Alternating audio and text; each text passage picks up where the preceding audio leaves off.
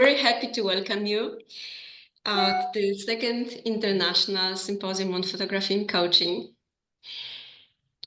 I can tell you that last year when we had the first symposium, almost 400 people registered. There were 380 people more or less registered, and this time even more. I could see 410 people this afternoon. So this means that we are a very large community of professionals who believe in the power of photos in personal development, well-being, and mental health. And that motivates me really a lot to continue this mission of spreading ideas about how photos can support our clients. Today, we will have the chance to learn from 7 world-class specialists. You can see them already on the screen. And I really want to express my deepest gratitude to all of you presenters for agreeing to co-create this symposium. And I also want to say thank you to everyone who joined the symposium, who registered and is with us today, because we are all co-creating this event. The symposium will last 3 hours. There will be first 8 presentations, and then the Q&A session. You can place your questions in the questions and answer window during the whole symposium. And I encourage also to just put your questions when you listen to the presentation without waiting. After the last presentation, which will be after 2 hours, more or less, we will open the Q&A section and we will try to answer as much as we can, going from the top to the down together. So please use it, put your questions, put your comments, put your words of encouragement, excitement, appreciation, any reaction you want to place. Yes, so, and the symposium is going to be recorded, so I hope you will enjoy the event. And let's start the presentations. I will start with a few words from my heart. In the last days, I wondered what I want to say at the beginning. And I decided that I will make a very short introduction and I will tell a little bit about hope. What I believe is that life is interesting. I believe that people around me need me and that the world is a great place to live. And I really wish everyone would think the same. When I think about it, I think that we need to feel connected to others, to society, to the world, to nature. We need curiosity that brings us this intellectual energy and the motivation to go out. And I believe that we feel happier when we appreciate the world's beauty, diversity. We feel safe if we understand that we're not alone here. And I believe that a more appreciative, caring, accepting, and loving perspective on us leads to, or can lead to, a better world. So we can choose what we believe in. And photos are very useful in helping people discover more positive views on themselves, on their lives, on the world we live in. We can use photos in coaching, in well-being, in therapy, to support our clients in going beyond their current thinking and achieving developmental goals. So today, you will hear about using photos in coaching and well-being from 7 world-class specialists. Let me introduce you the speakers. So Judy Weiser, Mandy Seligman, Dr. Andrea Giraldes-Hayes, Ruth Devi, Nick Torode, Ellen Patricia, Daisy Blumenzat, and me, Dorota Raniszewska. Before we see the presentations and practice examples, because most of the presentations are based on examples from practice, I would like to invite Judy Weiser to have a short conversation about differences in using photos in coaching and therapy. And just a few words about Judy. I guess most of you here know her name and profession and her contribution to the field. Judy is the founder and director of Phototherapy Center in Vancouver, Canada. She's one of the earliest pioneers of phototherapy techniques, and she wrote the book Phototherapy Techniques, exploring the secrets of personal snapshots and family albums. Judy, it is my honor to host you on this symposium as last year, and I want to talk about what is different in using photos to improve coaching and therapy. We've been preparing for that conversation. So we will answer the question first, what is the goal of therapy and coaching and how photos can improve both of them? And second, what is the difference between using photos in coaching and therapy? I suggest we start with the first one, unless maybe you I'd like to start by thanking a long word. I'd like to start by thanking you for inviting me to be with you again this year. I'm honored as well.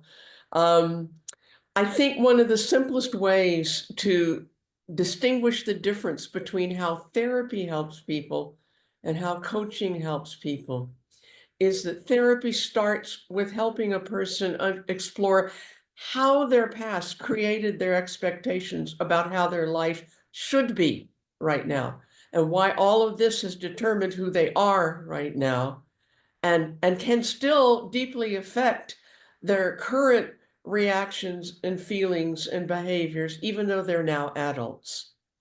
So the goals of a trained mental health professional who does counseling or therapy is to guide their clients during therapy sessions aimed toward helping them gain a more conscious realization and better understanding of the power that these past influences have been exerting over their life all these years up till right now, so that they can then choose to break free of patterns that are not good for them, but gave them a way to survive their childhood, and how they can now begin leaving behind such experiences that have been controlling their thoughts and feelings in past years.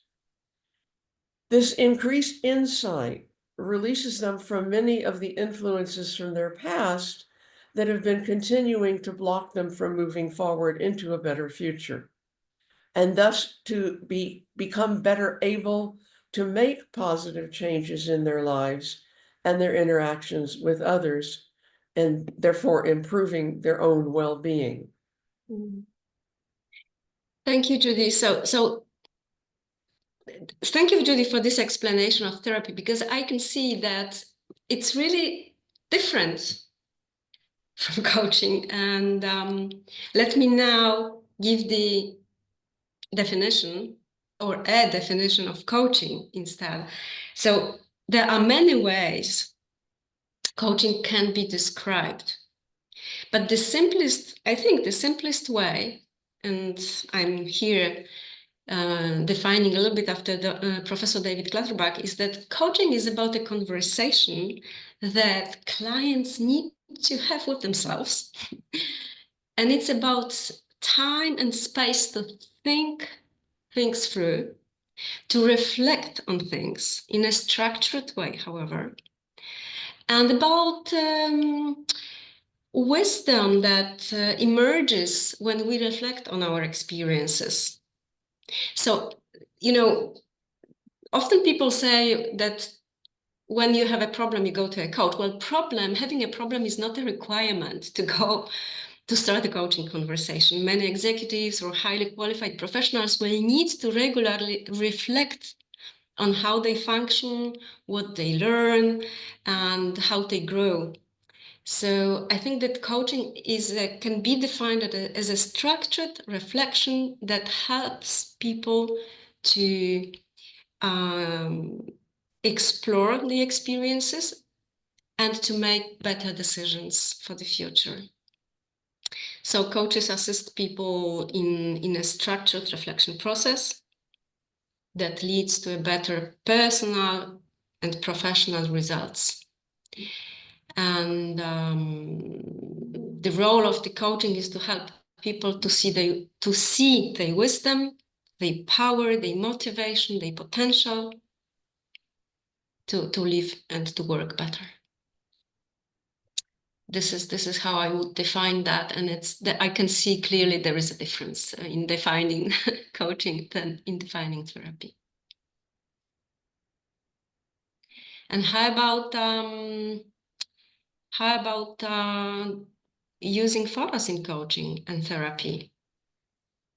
Well, first, I want to start by saying there's a lot of similarities. You know, they very much overlap. It's easy to say they both do this, but the point you and I are wanting to make here, after much preparation, is here's now how they are actually very different.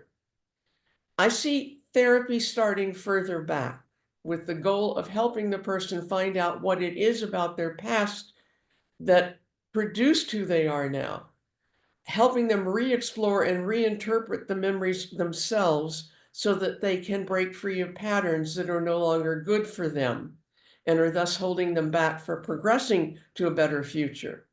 So if people want to have more insight into why they act the way they do now in order to understand themselves better before they move forward into the future, then therapy is for them. But the emphasis is on the underlying reasons why. And I see to me, that this is one of the big differences. Yeah. Yeah. Talking about these differences that lay in the goals of the process and not in the techniques, because actually we are going to use similar techniques or the same techniques, but having different goals in mind. I would like also to highlight the importance of just a few questions that I think all professionals, coaches, therapists, regardless profession, should first reflect on while thinking which techniques to use and how to work. And these questions are simply, what am I here for? What is my client supposed to achieve? And how can I best help my client? I'm just reflecting a bit here on what you were saying about the differences in the techniques. To me, therapy and coaching have a lot in common. Like I was saying before, they're both photo-based helping techniques. That's a title we use very often. They're tools, like you say. They're not like a model for how to do things. They simply give coaches or therapists more ways to help their clients by using photos in addition to talking to achieve the goals being aimed for. As I like to tell people, if you could get these things to happen for your client just by talking, don't work any harder. You don't need to use photos if talking can do it. But for most coaches and therapists, the photos take you deeper and further than just words alone. So these are techniques used for encouraging and supporting clients' own personal discoveries while exploring and interacting with photos they have taken or found, photos taken of them by other people, photos they take of themselves, well, selfies or more formal self-portraits, and family or what I call photobiographical pictures, either their birth family or their family of choice. And due to these kinds of similarities, there's a great deal of overlap in the intersection between these related practices of coaching and therapy. We both have clients bring photos, take photos, remember photos, imagine photos, have conversations with photos, but there are also key differences between how and why we choose to activate specific interactions with photos for our clients that we think will best help them, because we've been additionally trained to know how to use photos for those purposes. Both therapists and coaches trained in using photo-based activation tools use these to help specific outcome goals, as you were saying. It's not just do this and this will happen.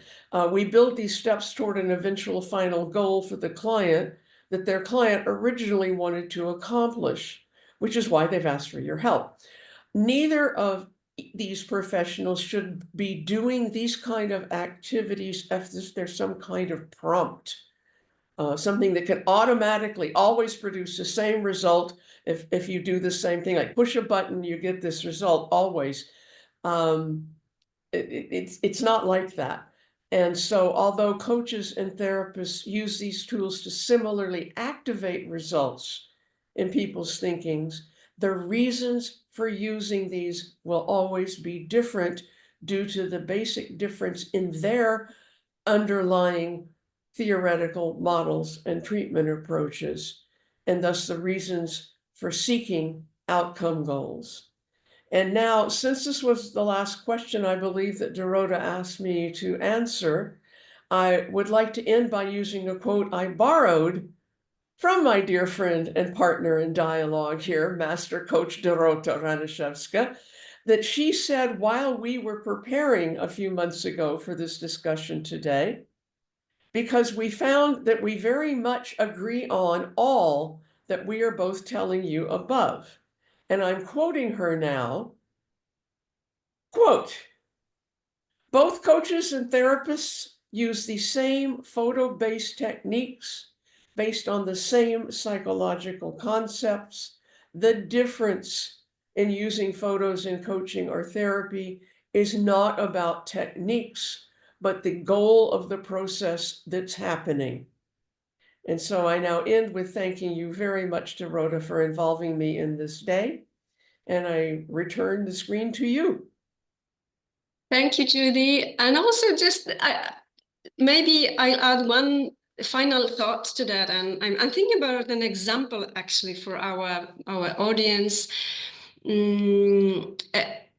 It's so important to understand that we're using the same techniques and tools, but we need to think about why we're using this, what client objectives are we going to support. And I'll give you a simple but clear example.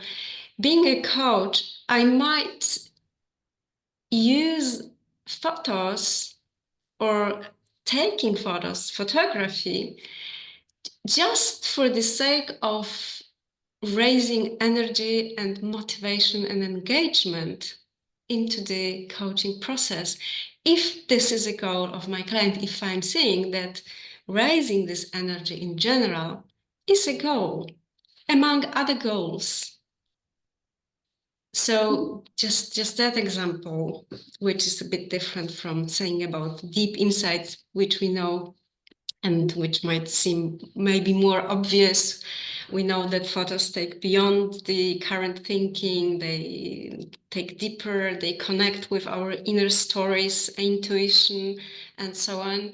But these can be other objectives related to the level of engagement, motivation, enthusiasm, different way of experiencing the process. And I think that during these coming presentations, there will be a lot of more examples, and all the speakers will give examples.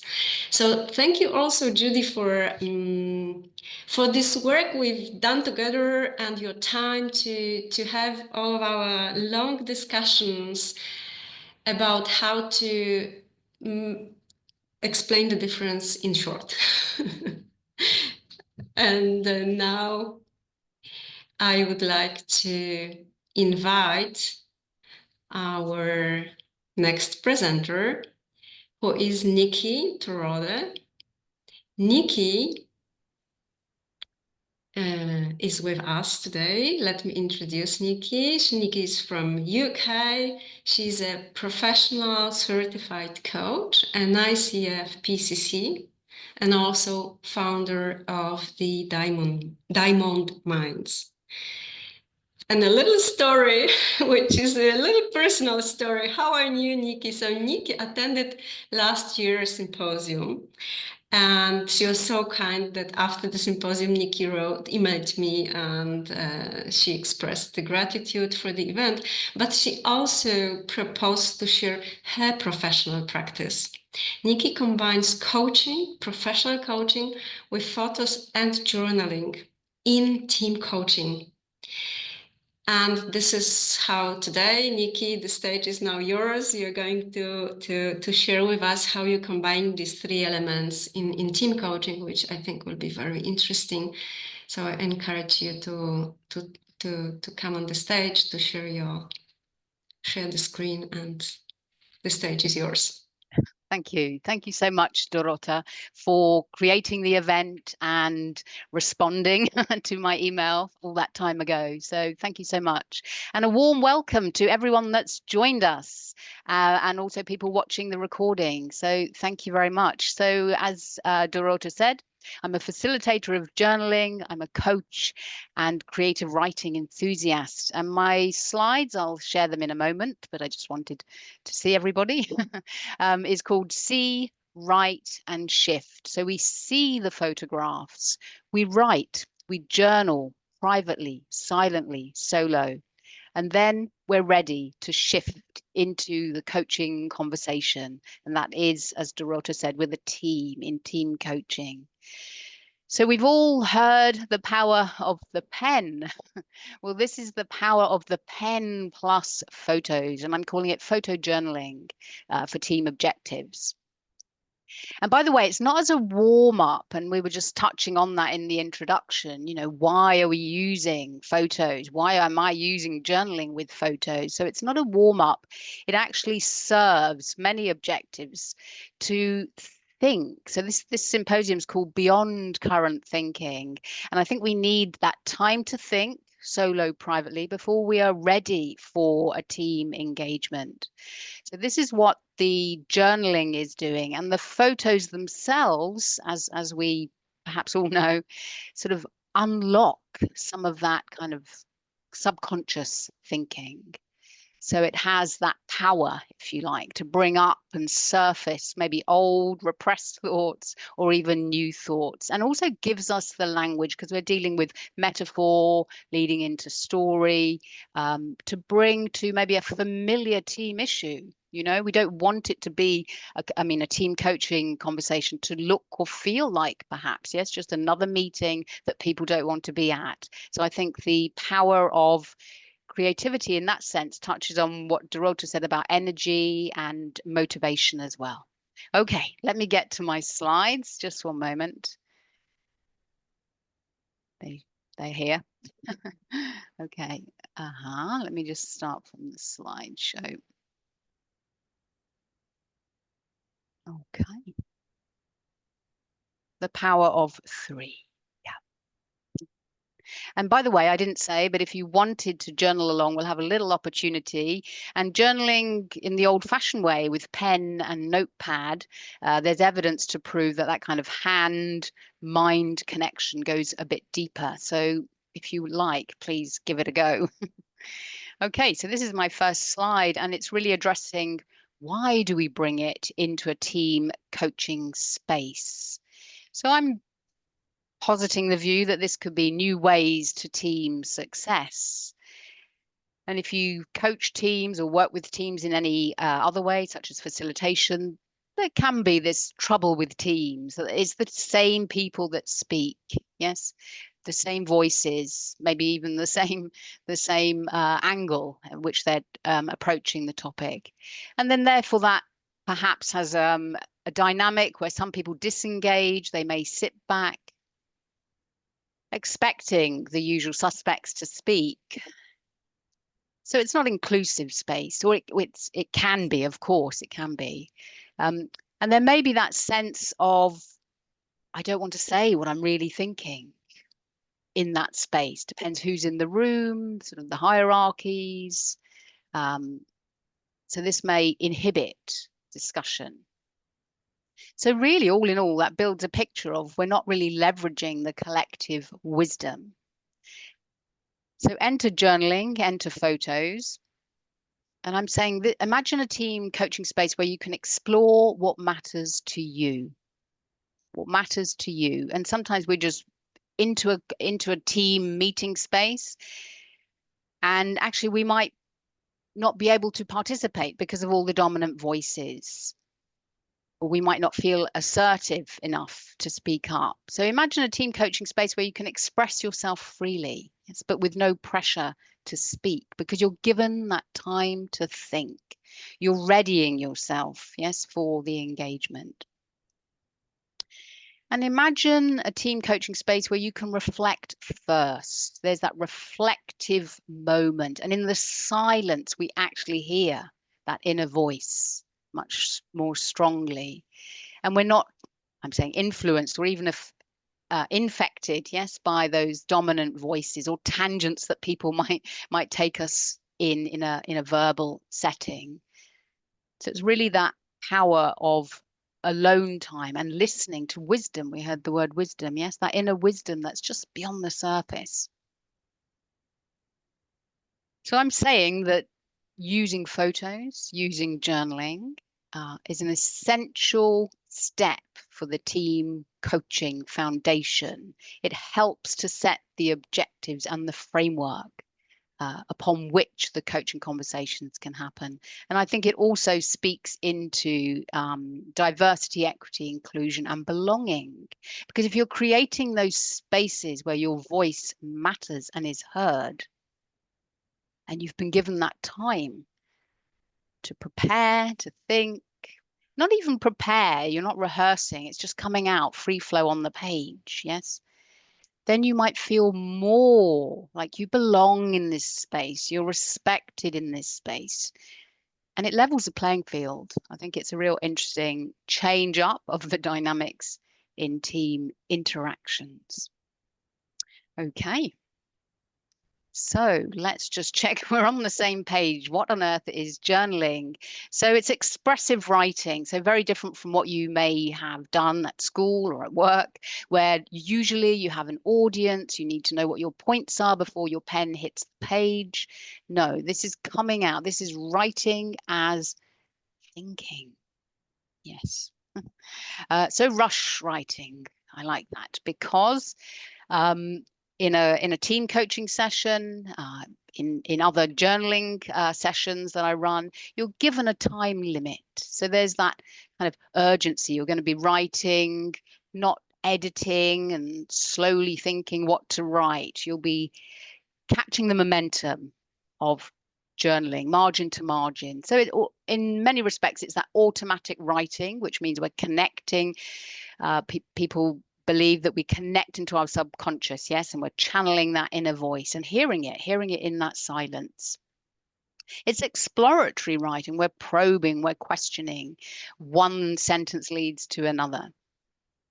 It's reflective. Inevitably, it's reflective. We might be thinking about an example when, and we're bringing out our reflections as well as reflexive writing as well. So all in all, it's insights-based learning. I even like to call it inside-out learning. And I think that's really building what coaching is really, isn't it? It's about self-reliance, trusting yourself, hearing yourself as well. So benefits I've probably already alluded to many of them, and there is a growing evidence-based. Journaling isn't new. It has been around, well, since the age of time, I suppose, but the science and the studies and the evidence base has been growing, I would say, since around 1970s. Give some more information if people are interested. So why? Because it's that pause before, I was going to say the storm, but before the team coaching, and the silence and the reflection helps to see what you're thinking, to see what you are thinking, not what others are thinking. So it's writing as thinking. And in that very process, you gain clarity. Now I see, or what I think. It can help widen your perspective as you're writing things down. Oh, I didn't see it like that. I didn't even realize I was using that language around that. Yes. And now that you know that, you might explore other ways of looking at things. Of course, it's generating ideas because we're writing into something that's challenging, but our brain is generally hardwired to start looking for solutions. So this is where we get insights about a situation, but often about ourselves. This is the kind of learning I love, those deep-seated learnings about ourselves and breakthroughs. I've mentioned that already. Solutions emerge. So all in all, what's going on here is greater self-knowledge. Yes, and in a team coaching space, across teams, it's about optimizing performance. And smarter thinking. Yes, you're learning about yourself, you're reflecting on yourself, your decision-making abilities, your emotional intelligence. Self-study, that's what journaling is. And improvement because of it. Okay, let me move forward. This is the moment. I'm going to share some photos with you. I'll just flash them up. So if you do have a pen, I'll just explain what we're going to do. So this would be, you can do it. I mean, a lot of my work is online, so I think the screen is very good for sharing photos, and I'll show you how we're using some of the tech in this, but you can do it in a physical space as well. Okay, I'll just let you breathe in those photos in front of you. Okay, and this is the instruction I would give a team without thinking too much. Which picture resonates with you today? Where does your gaze fall?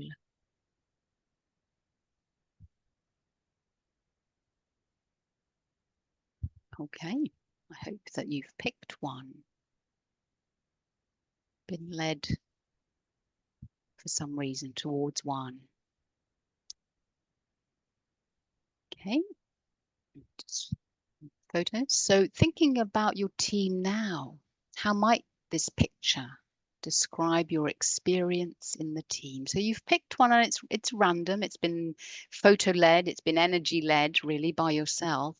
And I would just say 3 words like that, top of mind thinking.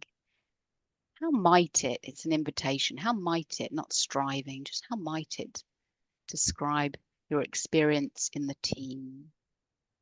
Okay, I'll just invite you to put any 3 words. You might not have a team experience.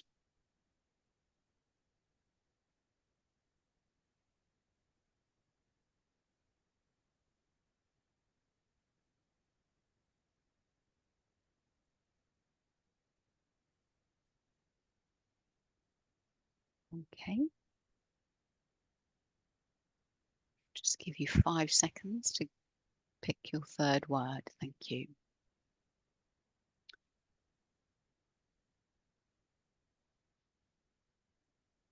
Okay, and if in the example that you pick one thought it doesn't, it's not like, then you might write it's not like, and the 3 words, it's not, the team isn't patient. I mean, the brush looks like very patient. Yes, kind of word comes to mind. So we won't have time for the next activity. I'm conscious of time. So it would be to drop a bit deeper. Yes, so you've just gone top of mind, and that's great as kind of like arriving and settling into the activity. And then the second activity is to drop into the picture. Imagine you were there. I would give them 4 minutes and tell them so, and to bring out the sensations, any colors or associations, obviously with the team in mind as they're doing so. But the instruction to drop in is really important because we're not like analyzing, standing back and saying the picture shows X, Y, Z. Yes. So whatever this image may offer, and often it's unlocking some thoughts that you may have had about the team. And it's a new entry point into the challenges or even the strengths, yes, that your team have.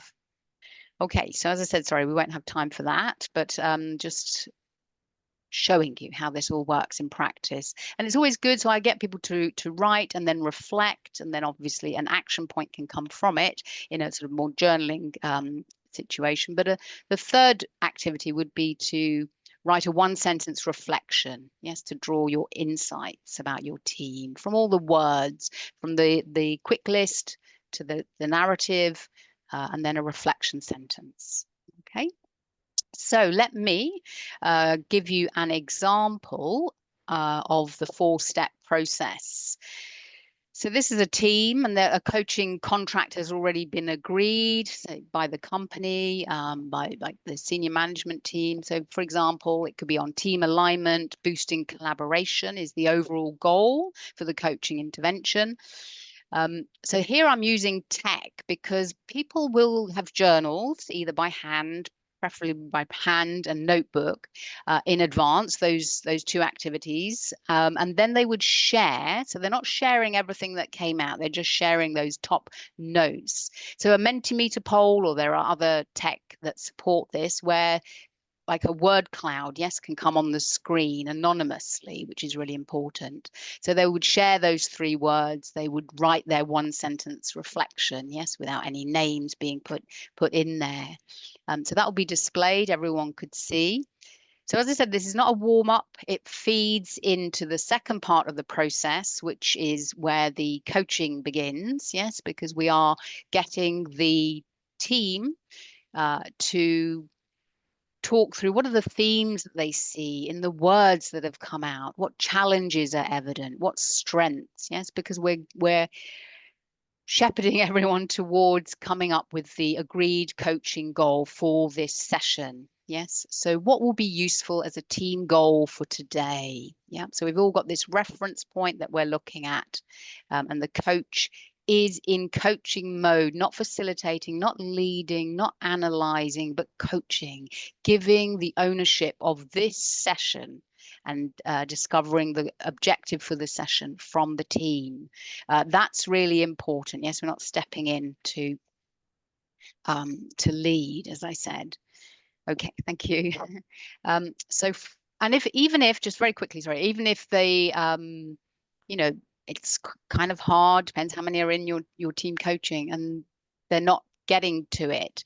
The coach is still saying, how do we want to proceed? So not jumping in, not fixing, not saying, okay, this looks like the most popular one. Yes. How do you want to proceed? Because in that very dilemma, let's call it, is a microcosm of how the team cooperate in general. So I'm just going to speed up a little, I believe. Sorry. Okay. So we get to the goal, which is really important, the team consensus on the session goal. And as in the conversation, what's the desired outcome? So for our conversation to be useful today, what would you like to be walking away with?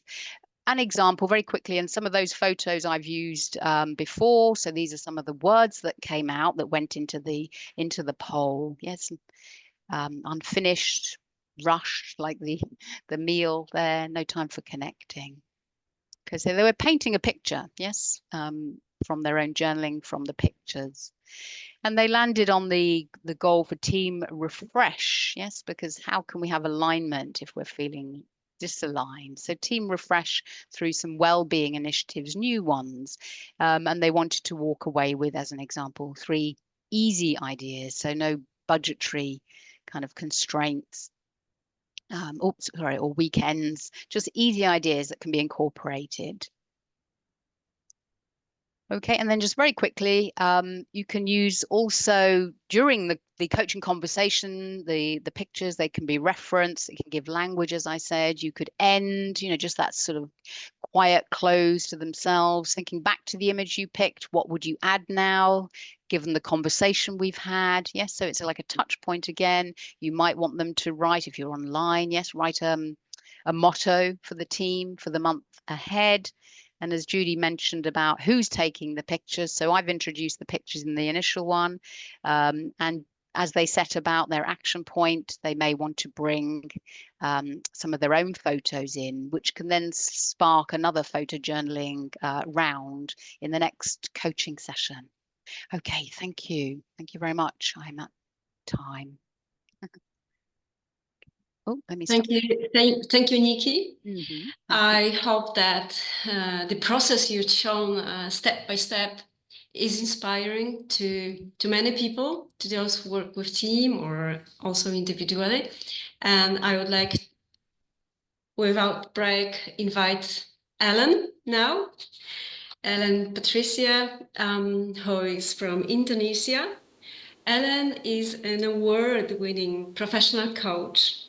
She's also an ICF PCC and also chairman of the Buzur Emas Foundation. So Ellen took part in my close-up project some years ago, and today I invited Ellen to present during the symposium after I learned about her big coaching program in developing women leadership. I thought it will be very inspiring, and we will hear from Ellen today how photos support facilitation of self-awareness and action. Ellen, the stage is yours. Oh, thank you, Dorota, for the opportunity. It's such a thrill to be here with all of you guys, and thank you for the time given to me. So let me just dive in so that I can make very good use of the time. So Dorota has mentioned earlier that I'll be sharing about how to facilitate self-awareness and action using personal photos in group setting. And this is actually based on a project that I developed last year. It's actually a workshop setting for public whereby we help people to explore the theme of liberation, of what it means to being liberated. And we use photo as one of the tools in the workshop, and we use personal photos, that is, in the workshop, and we also use it in a group setting. So it's a very specific format that we use it, and I would like to share some of our experiences and see if that's something that you might want to use or you might want to experiment in your own context. So let me just put that. So first of all, I think it would be good for us to set an agreement, not an agreement, probably to just be on the same page of what it means of self-awareness and what it means about action, because that's something that we are going to talk about. So for us in this project, self-awareness, we define it as the conscious knowledge, because we know we have subconscious knowledge and we definitely have unconscious knowledge. And what we want to focus on in the project is actually the conscious knowledge about our own inner landscape, which means our thoughts, our feelings, our values, our desires, our motives. And that's sort of like the aim that we want to sort of bring forward in the project.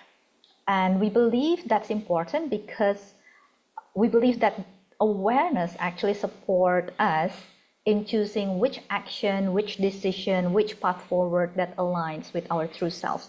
And true selves meaning all those things that is in our inner landscape, our thoughts, feelings, values, desire, and motives. So that's where we're coming from. And while the awareness itself is foundational, we believe that it must be coupled with action to facilitate real growth and real transformation. I often say there's no transformation without action. Awareness is a very good place to start, but if the awareness itself is not followed up by action, I think as coaches, I believe most of you here are coaches, we know that if the awareness is not followed up by action, then no real change is going to take place. So apart from trying to elicit and evoke awareness, we also want to prompt action in the project. And we believe it is the action that provides real-world experience that contribute to the learning and growth. So the interplay between this self-awareness and action is really what we are aiming for.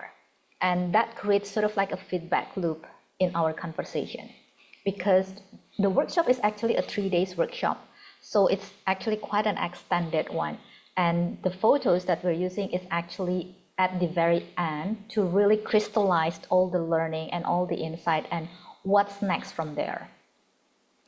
So when we are trying to design that workshop, by the way, just a coincidence, we started our 4th batch this afternoon. So it's on the same day with the symposium. So for me, it's sort of like quite an amazing coincidence that we started the 4th batch today. Anyhow, when we designed the workshop, why we landed on using personal photos and why we decide to use it in a group setting. So there are several reasons that brought us into that decision. First, we believe that the photo can serve as visual memory triggers. And in our pilot, because we did pilot that before we open it to the public. So in our pilot, we discovered that the photo can evoke emotions that are associated with specific moments in time. There's one particular photo whereby the participant is showing the photo because that photo shows her in a city whereby she experienced a traumatic experience. So she chose that photo to, our instruction is basically choose a photo that resonate with you when you hear the word being liberated. So she chose that photo because now she said when she looked, she compared herself now and herself then, she can see a lot of difference. And that evoked a lot of emotion within her. Just having that thought that how much I have grown from that traumatic experience in that city. So that photo evoked that awareness, and not just awareness, the emotion. And emotion, I believe, is a very strong motivator for us to do something. And having that emotion emerge within herself sort of like cemented her belief that, yes, this is something that I really want to move forward because I can see how far I have grown. So liberation means different thing. And the amazing thing that we found using photos, like it sort of enabled us to see the same theme, but from a very, very different facets. And it's really create a very rich exploration about the theme. So one is again visual memory triggers that provide rich source of information and reveal insight into the behaviors, the choices of the person that chooses the photo. And secondly, definitely, we all know this, that photo actually a very strong storytelling catalyst. Whenever someone shows a photo, we can always ask what's the story behind it, and there's always a story behind a photo. So it's a very effective tool when we want to elicit what is the inner world that is within that person through the portal of the photo. And that can enhance self-awareness just by articulating the story behind the photo. The act of articulating itself can be very, very helpful for self-awareness. And also when we facilitate, because in a group setting, we provide facilitator for each group. So once the person share about what's behind the photo, articulate the experience and the reason why he or she chose that photo, then the facilitator will facilitate conversation about reflection about whatever that the person has shared. And that brings the awareness deeper. And last but not least is the group dynamics.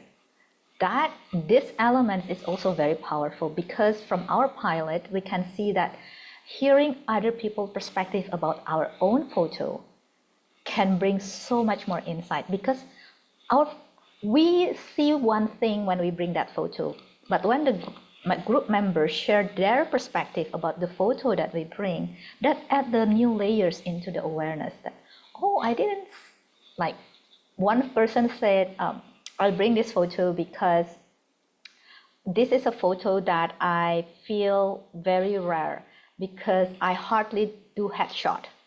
Almost all my photos are from a distance. I hardly do headshot, and this is one headshot. And this is one of the rare moments when I just do it scared.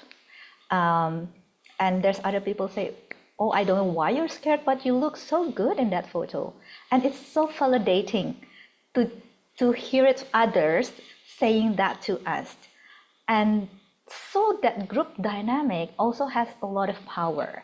Even though the group members are not coaches, they're not therapists, they're just normal human beings who are being nice to each other. And that interaction, again, can be so healing and so validating. Of course, there are the comments that can bring insights into the conversation. So having that pilot, we discovered these 3 elements that we decided, okay, we were going to move forward and using the personal photos in group setting. So this is the compilation taken from the 3rd batch that we do it every semester. So this is in the 1st semester of this year. So if you notice, this is a rich compilation of the exploration of the theme Liberated, because the workshop is titled Liberated Life.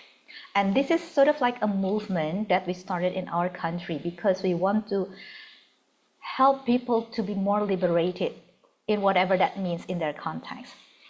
And again, you see so many expressions and so many meaning being put into what it means, that people think what liberated means. For example, one says, oh, for me, it's like putting on new glasses, because when I can see things differently, then I can be liberated. And it's so simple, but so profound. And other people say, oh, it's me doing things while I'm scared, because that brings me the liberation from that thing that I'm actually afraid of. Like doing things scared, that's liberation for me.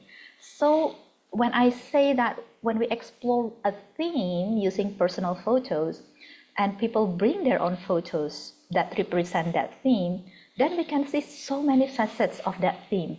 And once it's put together, it's so rich.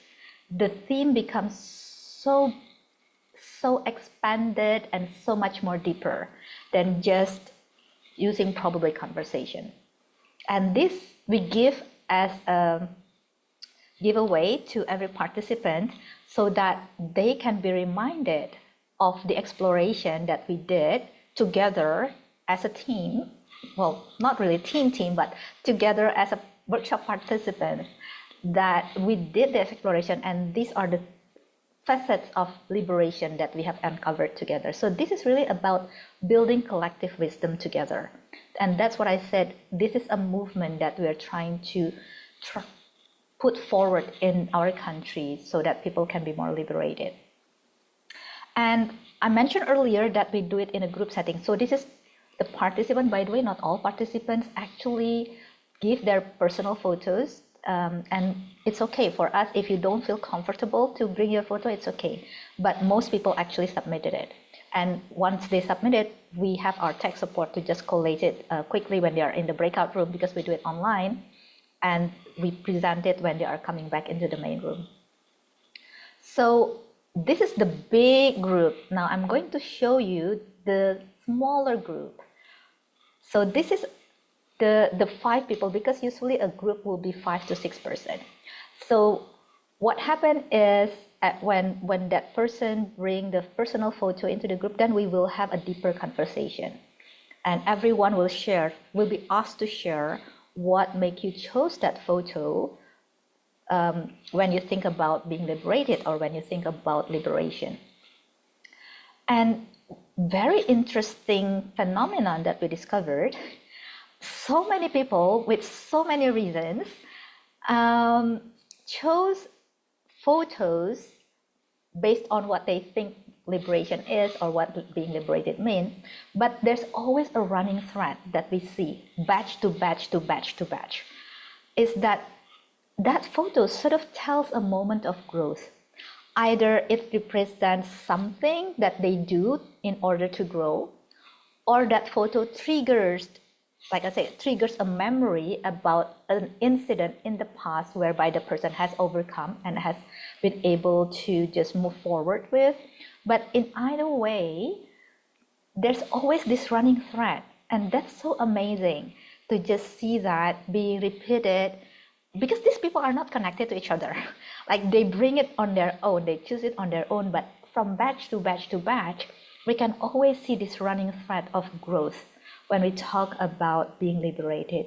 And for me, that's so powerful to see that running thread. It's sort of like to be able to see how human navigate life and how human try to move forward, and what does it mean to be liberated in essence for a human being, even though it comes from different perspectives and different experiences. And after all this awareness has been uncovered, again, we try to bring forward an element of action into the workshop. So we ask questions like, so knowing what you know now, what do you think you need to embody so that, what do you need to embody that? What do you need to embody that more? For example, like I said, this one person, oh, I hardly have headshots. This is like one of the rare headshots that I have. So what do you need so that you can embody that courage to have more headshots? Then that person will get to think about action that that person need to do, or alternatively, that person will talk about issues that needs to be addressed for that to happen. And this particular thing is that I just feel that I don't look good enough. The issue of good enoughness is surfacing. And okay, so if that's the issue that needs to be addressed, what action are you committed so that you can address that issue? So counseling is one of the options. So that's how we bring forward the awareness into the action. So that's why we always have a trained facilitator within each group setting so that the conversation can go deep, not just deeper, but the conversation can have a forward movement, that the person is helped towards what is needed and what I can commit to do so that I can move from here to there. Or in the example of the person that bring the photo, oh, this is remind me when I'm in a city whereby I have this traumatic experience and now I can see I've moved so far ahead, then what do you need to embody that growth even more?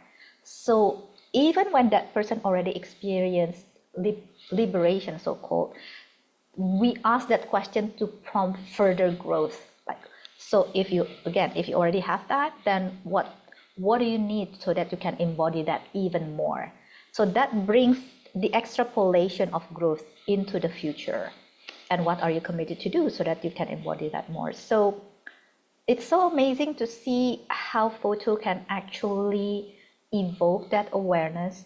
And then from discussing the photo in that group setting, because the group setting again has that power of validation, of greater insight, that can also spur not just awareness, but also action.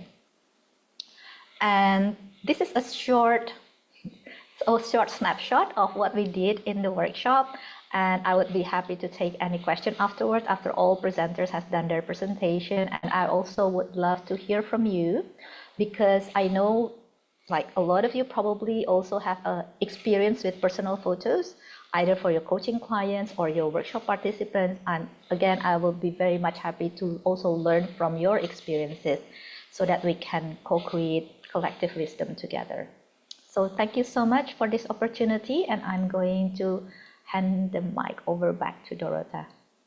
Thank you, Alan. Thank you for showing the process that from a project that was done is being done on such a large scale. I hope it's inspiring. And now I would like to invite Andrea Giraldes-Hayes. And Andrea is from the UK. And she's a psychologist, psychotherapist, and a coach. She's also the director of the Master Studies in Coaching at the University of Cambridge. And I met Andrea this year in May in London on the Mental Health Awareness Week. And we've been attending Mandy's presentation. So this is how we met, three of us. And today, Andrea also wrote books about using arts in coaching. One of the titles that is known is Art-Based Coaching. And today, Andrea will share her experience in using photos in coaching communities, if I may summarize that this way. So Andrea, the stage is yours. You can share your slides and explain the process. We can't hear you. You need to unmute yourself. I know. I was trying. Right. Thank you very much. Let me share my screen and then everything. Can all see my screen now? Yes. Yes. Okay. Well, thanks again, Dorota, and thank you everyone for being here. Good morning, good afternoon, or good evening, wherever you are. As Dorota said, I live in London, but today I'm connecting from Mexicali, which is 8 hours difference. So I woke up very early, but I'm alive and I'm ready for this opportunity. So, well, I'm thrilled to be here, talking about the intersection of expressive arts, photography, well-being, and coaching. Today we will explore, that's the topic I choose, the topic of portraits without faces, and it's a concept that challenges some traditional notions of identity in taking pictures and open up new adventures of self-discovery and well-being.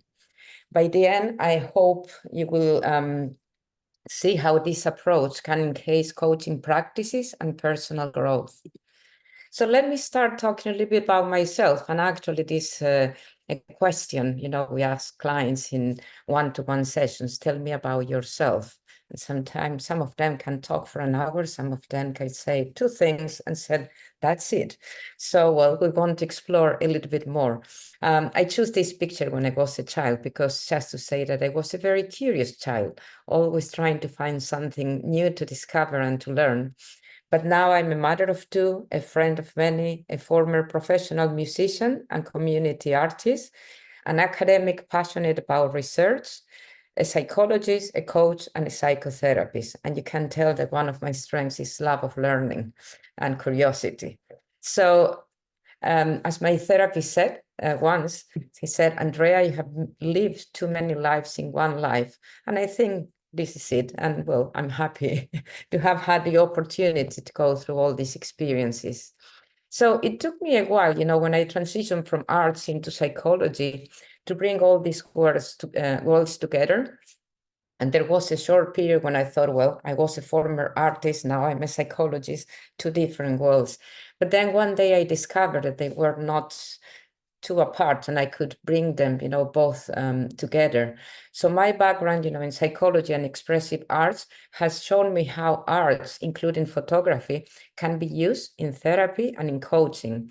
And furthermore, some years ago, I was lucky enough to complete a training on therapeutic photography with Neil Gibson, and this opened my mind to many other possibilities using photography. So, well, in a few words, this is who am I, and it's a short introduction. So I'm going to start talking about one of the community arts projects I was involved in before talking about faceless portraits, because that gives a little bit of a context where I come from. So between 2007, 2017, I was lucky enough to work in many community art projects in 18 different countries in Latin America, Spain, and Portugal. And many combined group conversations. At the time, we didn't call it coaching, but we used, to bring together groups of people and talk about their lives, giving them the space to experience, self-expression, but also collective self-awareness and creativity. The pictures that you can see here were taken in Dominican Republic, and we were working with a group of fishermen and exploring the thing they wanted to let go from their lives. And as part of the project, they decided to create these paper boats, and it was like a symbolic art. And they decided that they were going to write in them something they wanted to let go. And then by the end of the project, they let them go through the river until they disappear. We also use some photography to register the experience, and we call it photographic documentation because this allows the participants to revisit their experience and to gain deeper insights. So this blend of expressive arts and group coaching empower participants to connect with themselves and with others in very profound and lasting ways. But I said from the many projects, this was part, of the experience, but from the many projects for today, I choose to talk about portraits without faces in coaching. And I choose that because the idea challenges the assumptions about visible identities and brings into our attentions that faceless portraits open the door to different understandings of ourselves. we live in a world where everyone tells selfies all the time. I was in all these days, you know, I met a lot of people, and I guess Instagram is full of selfies where I'm smiling there. But I also, you know, had this idea for many years that we don't really show who we are when we are taking a selfie. We are showing the best version of ourselves. And sometimes this is not the reality. So, and it's also overwhelming, not only for ourselves, but for other people, that they think that everyone can be happy except them. So I really challenge this idea, you know, of playing with selfies all the time. And so this is one of the ideas, and I'm going to explain, you know, how this relate with the project. The other one is that in coaching, we use metaphors and imagery all the time to explore more profound aspects of our identity. And this can help clients to articulate what might otherwise be hard to express. So portraits or pictures without faces can serve as a visual metaphor by focusing on details like body language, surroundings, personal items that you can choose to take pictures of for some reason. And we can invite clients to see themselves in fresh and transformative ways. So this approach, I think, is especially powerful in reframing self-perception and opening new channels for dialogue about personal growth, self-awareness, but also acceptance. One example I wanted to bring today, the pictures that you're seeing here, they happen in one online course, and that was many years ago. It was one of the MOOCs. You know, at that point, it became very trendy to have massive open courses. And in this one, we have 5,000 people, including some Ibero-American artists and art teachers, and they were all participating in this experience. And we present this idea of, well, portraits in arts, the idea of selfies, and then we propose to take pictures not showing their faces. So the shift, you know, was from the focus on their appearance to the essence of who they were. And the challenge was to take a picture that could represent yourself, but it shouldn't show your face. And you're seeing many different examples. And well, as I said, we had almost 5,000 pictures, but I choose just some for today. From a theoretical perspective and background, the idea was to consider our personal and our real self. According to Carl Jung, our persona is the social mask that we wear and present to the world. But behind that mask, you know, it's our true self. We can say, in other words, in short, that we have a public self and a private self. And we wanted to explore this private self, but somehow also to allow people to share this private self among themselves. So once they took the picture, we invite them to reflect, and participants share, you know, their images and discuss in small groups how they felt to see themselves represented without the usual focus on their faces. And the feedback and the discussions were really profound. You know, when people were looking at the pictures that they took of themselves, but without including their faces, they could see other or discover other aspects of themselves. So I wanted to share just some key activities today, you know, things that would not only work in that project, but I usually know can work with my clients in coaching. And these are just some ideas for those interested in bringing this approach into their own coaching practice using photography. But as I said, we don't have time to go deeper, so I just will present some of these ideas. So one, and then Nikki was talking about journaling, and journaling is something that we can use in coaching in many different ways. And this is, well, one possibility is about journaling and writing using prompts. So we can encourage clients to journal about their experience using prompts like, what could you want people to know about you that isn't visible? So once they come with the picture, we can then invite them, you know, to write about the portraits that they brought. We can also do some self-coaching using photography, and we have the clients taking these faceless photos and then reflect on the emotions and thoughts that come up using questions like, what does this image say about me today? Or what part of my identity I'm honoring here and why? Sometimes we use hands for the pictures because hands are symbols, of expression and self-expression. And I can encourage clients to take photographs of their hands in various positions or while engaged in meaningful activities. It could be writing, it could be gardening, it could be creating arts or whatever they are doing. And I think that hands can reveal subtleties of our identities, such as creativity, care, or resilience. And again, we can use prompts like, what does the activity or position of your hands says about you? Or how do your hands represent the actions and passions that define yourself? Sometimes we can do, for example, an exercise that is what did I leave behind? And in this case, clients photographs, they can take photographs of items that they don't longer feel connect to, or items they want to get rid of. And probably sometimes they will get rid of, after we do the exercise. And this can symbolize moving on from past identities or beliefs that not longer serve to them.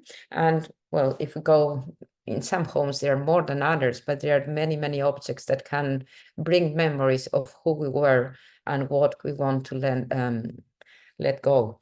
And finally, another example, I don't want to take too much time in this, but could be exploring our future self. And in this case, portraits without faces, we can encourage clients to visualize their future self and take a faceless photography that represent who they aspire to be. Sometimes we can also intervene photographies. I don't know if anyone is familiar with that, but we can take a picture and then we can use different tools like markers and different tools, scissors, and transform the picture in who we want to be in the future. So these are some examples of things that I do with clients. If you allow me, as Dorota very kindly said at the beginning, I had the fortune to edit a book with Max Imms very recently. The book will be available on the 23rd of December. So this is going to be a Christmas present. And well, there are many, many colleagues that participated. There are a couple of chapters about using photography and self-portrait there, but there are many other chapters about using art, which is something I really feel passionate about because I think it opened the doors to work much deeper with the clients, even either individually or in a group. So, well, I hope this has been useful for everyone, and thank you very much for your attention. And I look forward to have any questions you may have during the discussion. Thank you, Dorota, again. Thank you, Andrea. It was also very inspiring, and we already saw 3 presentations. 3 or 4 are still ahead of us. So you can already see how many different ideas and ways of using to support the goals of coaching and other personal development processes. And now I would like to invite Daisy Blumenthal, from Vancouver, Canada.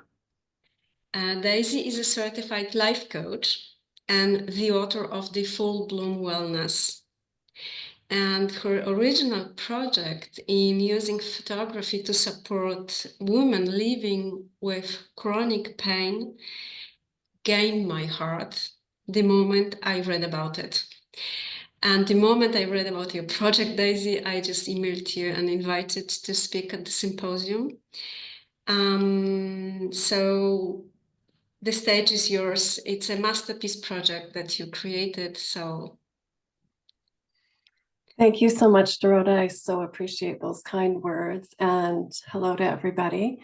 I'm so honored to be here with all of you, and I'm already feeling so inspired by those first presentations. I'm just going to attempt to share my PowerPoint here. Is that working? Yeah, okay, perfect. That's great. Wonderful. So as I said, I'm so honored to be here and to share an overview of the Chronic Pain in Focus project with you today. This project is the result of my personal experience with chronic pain, which began in 2012. And I was really struggling with the impact of it on my life. And so I'd always loved photography, and I decided to take my camera and start exploring and sharing the realities of living with chronic pain. I discovered that taking photos and sharing them of my experience assisted me in moving through the grief I was feeling and going through of losing who I was before chronic pain. And photography was helping me motivate me to envision a new life. I found photography so beneficial that I wanted to share the process with others who were living with chronic health issues. And I was also desperately trying to find some sort of fulfillment and purpose, as I was no longer able to work or do so many of the things that brought me joy. So in 2015, I hosted the first Chronic Pain in Focus crew. And I've been offering this 10-day project for 9 years since then. So it's free of charge, and it takes place in a Facebook group, a private Facebook group, which allows people from all over the world to participate, as well as those who are housebound due to chronic pain or chronic illness. So approximately 70 to 80 women participate each year.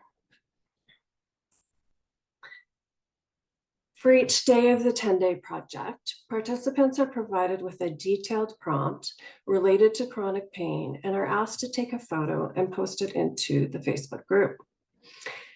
So many photos that are shared tend to be symbolic interpretations of the prompts, while others are more literal. The women are requested to provide an explanation of how their photo relates to the topic and to their experience of chronic pain. So in that, they're reminded that the focus is on the message that they're sharing through the photo, not on the artistic merit of the photo. And then everyone is encouraged to provide feedback on each other's posts.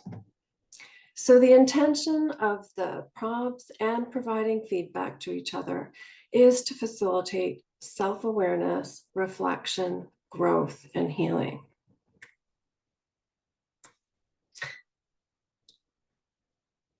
On this slide is a photo prompt from a past project. And the prompt is, I am more than my pain or illness. So you can see the full detailed prompt is under the heading, in which I flesh out the topic and provide some photo ideas. After the first couple of years of the project, I shifted from using one-word prompts to these types of detailed prompts. And the transition to an expanded prompt description was to facilitate reframing, a deeper exploration, creative approach, and a positive focus. So I've included three very different photos that were shared for this prompt. So if we look at the photo of the orange, the participant wrote, I am more than what I appear on the outside. Beneath the surface, within my protective barrier and thick skin, lies the many segments that make me who I am. I'm an artist, coach, mom, wife, daughter, sister, and friend. Each piece is important and helps to hold me together.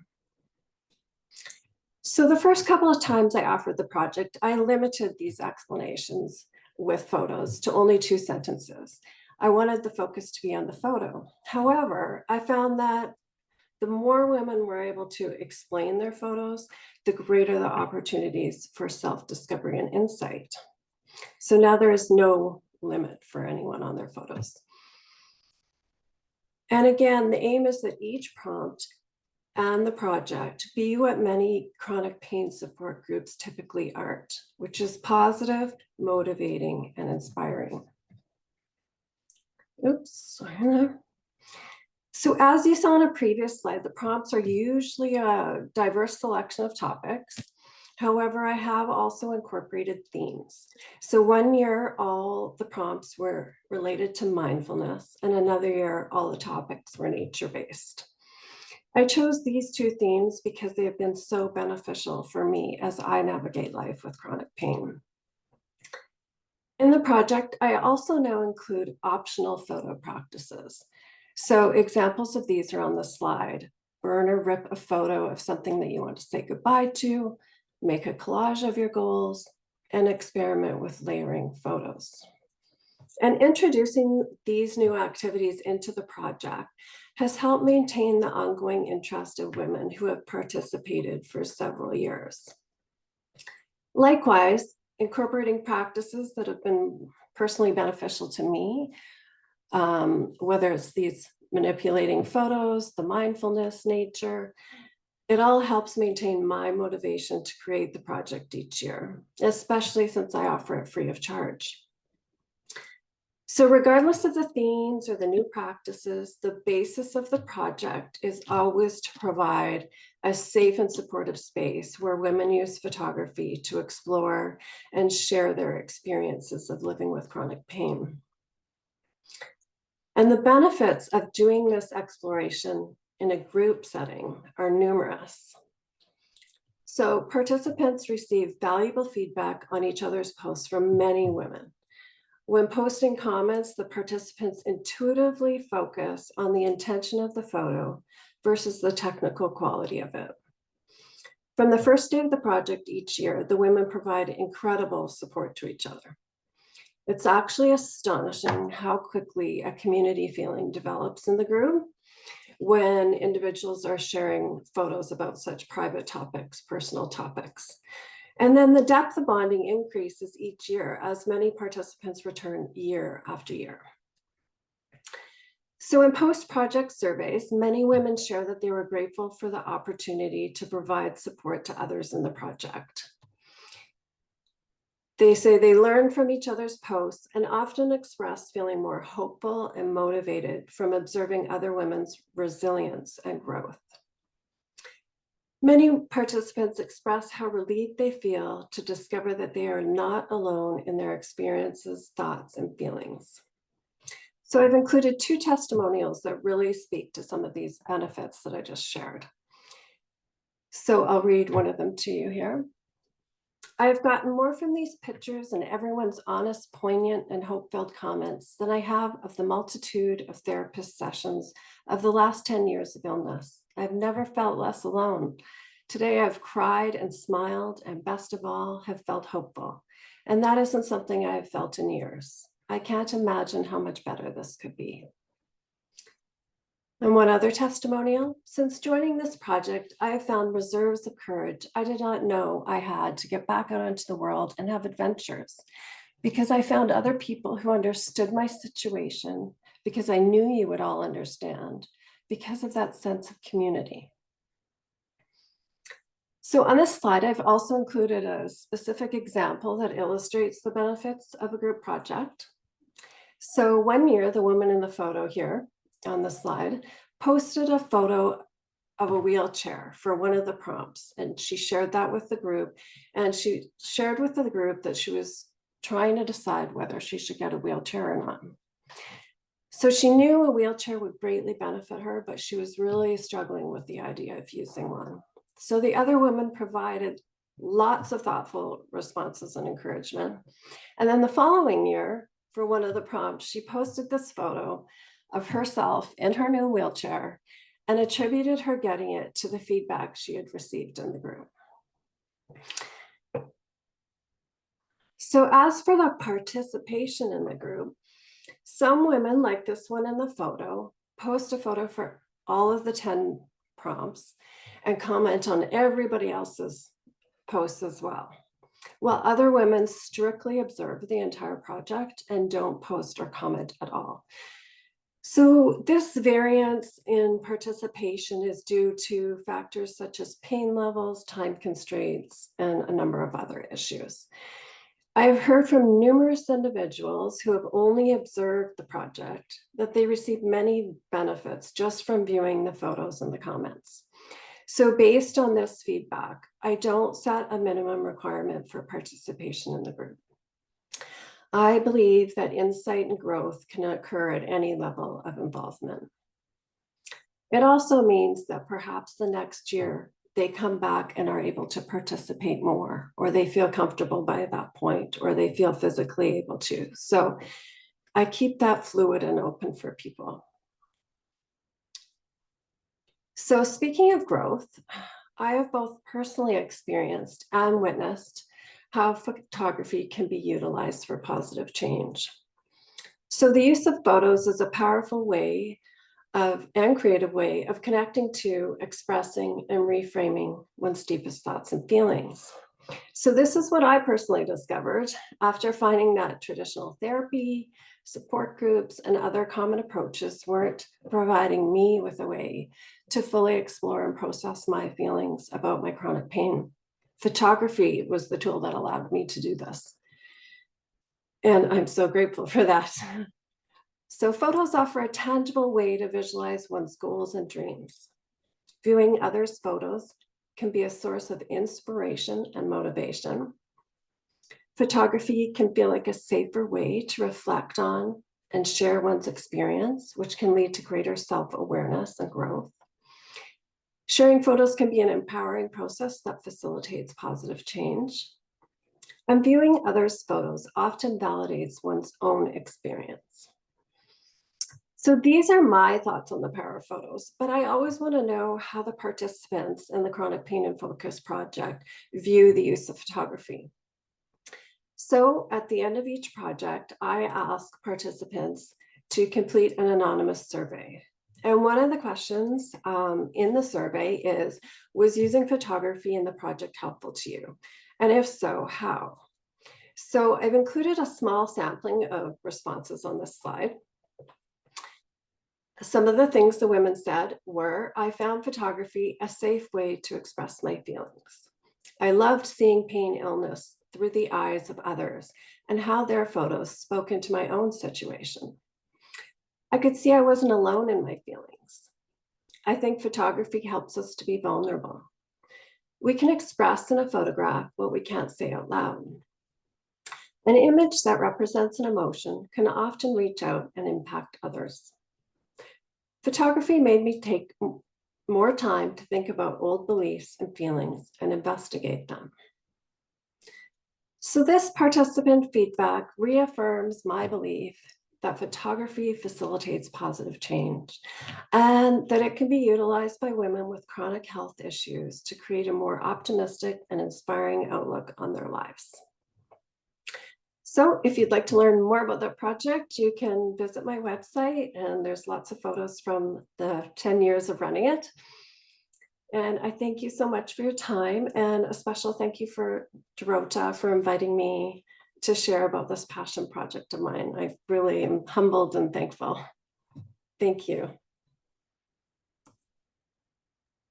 Thank you, Daisy. And you can see how many appreciative comments you've received in the chat. And also, I want to already appreciate all of the participants who are sending their comments and appreciation in the chat or in the Q&A. There is a lot of them for each presentation, and it's really wonderful, lovely from you.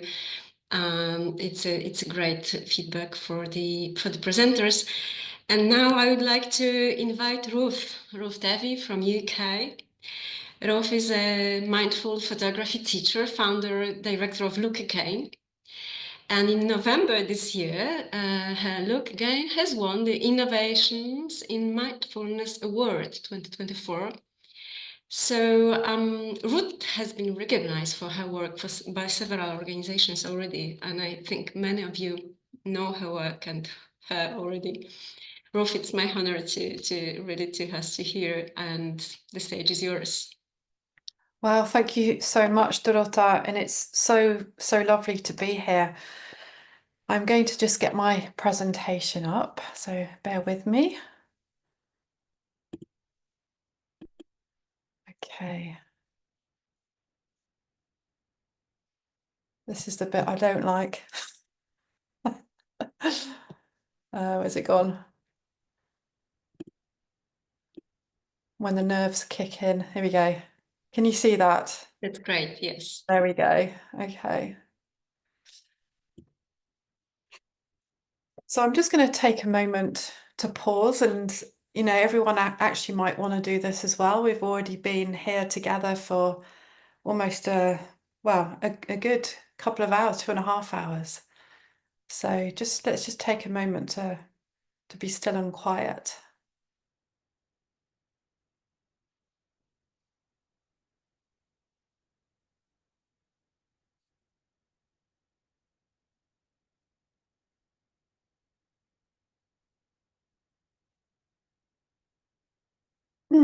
Well, I needed that anyway. So I want to talk today a bit about the work that we do at Look Again. And in essence, the work is about how we can use our eyes and the lens of a camera or phone to help us to see differently. And by seeing differently, we can be different and we can feel differently. And by feeling and being differently, we can then do differently. So it goes from the seeing to the being, and then to the action. What are we going to do about that? And this photograph of me here, I chose intentionally because I'm actually looking at myself you can see I'm in nature, but I came across a mirror in a little wood that I was in. And I spent half an hour very uncomfortably looking again at myself. And through that self-reflection in the woods, I actually discovered quite a lot about myself, which I won't go into now, but it's basically just, what I want to get across here is that a lot of the process that we use now in Look Again is based very much on my personal lived experience, but also on the lived experience of others who we're working with now around the world.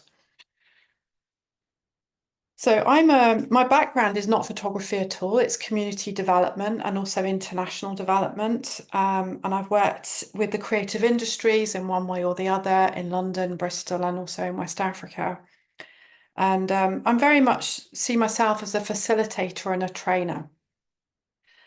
Now, in 2006, my love of photography took a new direction, and I won't go into the details, but I suddenly decided to call myself a photographer. I just reinvented myself. It was partly as a result of reading The Artist's Way book, which a lot of you will be familiar with.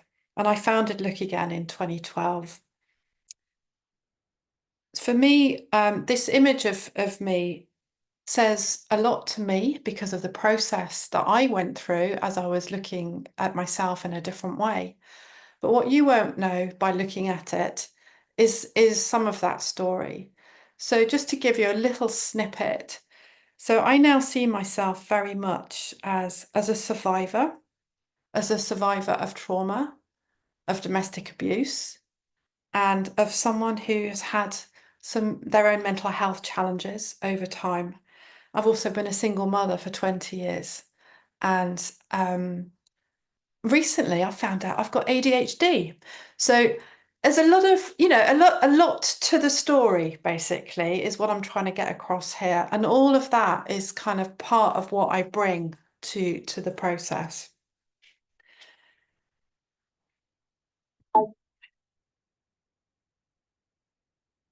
This is a collage of my story over the last few months. So in this little collage, I'm actually using what I see with my eyes in the present moment to actually reflect on my past, to see how that I can reframe that in my now, but also how what I can see can help me create the future story that I would like to see, rather than just accepting what might be coming my way. So all of this is now integrated into what we offer in our workshops and training, etc. And you might be able to see here that nature is a very important part of our process, as is very, creativity itself. diversity is a huge part of my personal life, and what really draws me into the work that I'm involved with. So what is mindful photography? Now, people have different ideas of what mindful photography is about, but this is my personal approach to it, and what I bring through the work. For me, it's very much a weaving together of mindfulness, creativity, and also nature connection. It's very much a tool that helps us to become more consciously aware of and connected to the present moment. And it's using our eyes to see and experience the present moment in a non-judgmental way, with curiosity, with gratitude, and with compassion. And our little motto is, well, one of our little mottos, or mantras, I should say, is that it enables us to really slow down, to look again, and to see our lives differently. And by doing this, it enables us to create positive futures for both inner, but also for outer change in the world around us. What mindful photography isn't, in the way that we teach it, etc., is that it's not about the tech of photography at all, or about what the end product looks like. It's very much about the process. So here, this little collage is at one point what was literally in front of me. So you can see here, there's lots of circles, there's colours, there's textures, and I was noticing how they link together. There's nature, there's water, there's soil, and then there's the action of me then deciding, okay, what can I do? What do I feel I would like to add to this? What action can I take through what I'm seeing? So I decide to plant those little seeds in a very metaphorical way within the soil, and then put some water on it. So for me, this was about how can I nourish and nurture myself through being guided by what was around me. But why do we do all of this work? So our work is actually, our work is very much guided by this idea of what happens if nothing changes. So our work as individuals, our work as communities, organisations, and for the wider world, the planet. So I've been involved in climate change related work for 20, 30 years now, in one way or the other. And a few years ago, I was seriously moved and became seriously anxious when I realised more and more the severity of what the world is facing.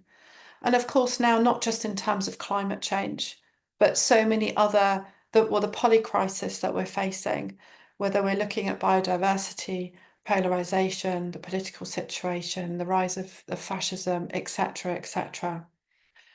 And for me, this very much involves how we can use what is in our minds, how we can use our imagination, our visualization processes, as well as the actual act of creating images, to actually change this future story, and in a very intentional way, with awareness and real connection to where we're at right now, create new stories going forward into the future. And I really love the symbolism of these two images of life carrying on as normal, and then someone decides to actually make a change in the way that they're choosing to literally go to work that morning. This image here, this diagram shows the process, or summarises the process that we use. So it's very much around looking inwards, looking outwards. It's looking at the detail as well as the bigger picture. So in a photographic sense, we can use the metaphor of the macro lens, and also the wide angle lens. But it's also about looking from the individual perspective and going out to the global. But we often just start off in a very simple way by literally looking down, where we are right now, looking down at the floor, which helps us to ground ourselves, looking up at the sky, which offers us maybe a bigger picture, a more spacious picture, looking left and looking right. And that can be done literally wherever we are, and anyone can do that. So the methodology that we've created over years is now evidence-based, and we've been working with the University of Gloucestershire and worked with lots of people around the world, and have more recently trained lots of people in, well, I think, what did I say, 28 different countries around the world. So how does this actually work? So Dorota very kindly mentioned the award that we've recently received. That's really based on the work that we've done so far, our Working with Mindful Photography training program, which won the Innovations in Mindfulness Training, that particular training category recently.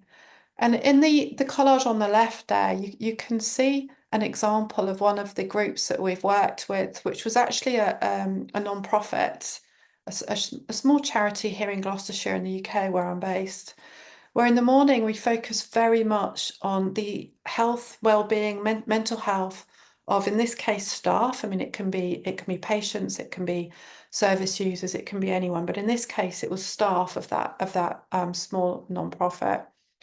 And learning to slow down, to look again and see within the context of where we were working. And then in the afternoon, looking more specifically at how we would like to create the future story of the organisation, and how people would actually like to work, how they would like to connect better, how they would like to work better with each other as a team, but also how we can use photography to create a different story with how we work with our clients and our service users. That was in this particular situation. And on the right there, you can see a bit more detail about some of the work that we're developing, or that we started to offer. And this relates more to creating new future stories. And we've got various frameworks that we're developing and a toolkit that goes with that. So most of the work that we have done over the last 10 or so years has been very much around offering individual workshops or longer courses, as well as training in community settings. And here this little collage on the left gives examples of working with communities who are experiencing recovery from drug and alcohol addiction, people undergoing pain as well. There's some of these groups are very mixed groups, and we're working with them through a social prescribing system that we have here in the UK. And some are representatives from lots of other non-profits who then go out and actually then start delivering this themselves to their own communities. The photograph there on the right is more specifically around working in the workplace. And this can take on more of a coaching, but also an organisational development kind of lens. We're working here with organisations such as the NHS, the Law Society, and various corporate and well-being related organisations as well. So how does this fit in more closely with the coaching space? So my lovely friend and colleague, who actually I think might well be on this call, I hope she is. So Tatiana, she runs a lovely company called the Human Greenhouse. She's very kindly written this lovely quote. So as an executive coach and facilitator, I very much appreciate how the Look Again methodology lends itself to the awareness building for coaches and coachees, individually and as teams. It readily supports a very creative and transformative process of seeing and being seen that allows for sustainable change without compromising on thrivability. Coachees are more alive, connected, and wide awake.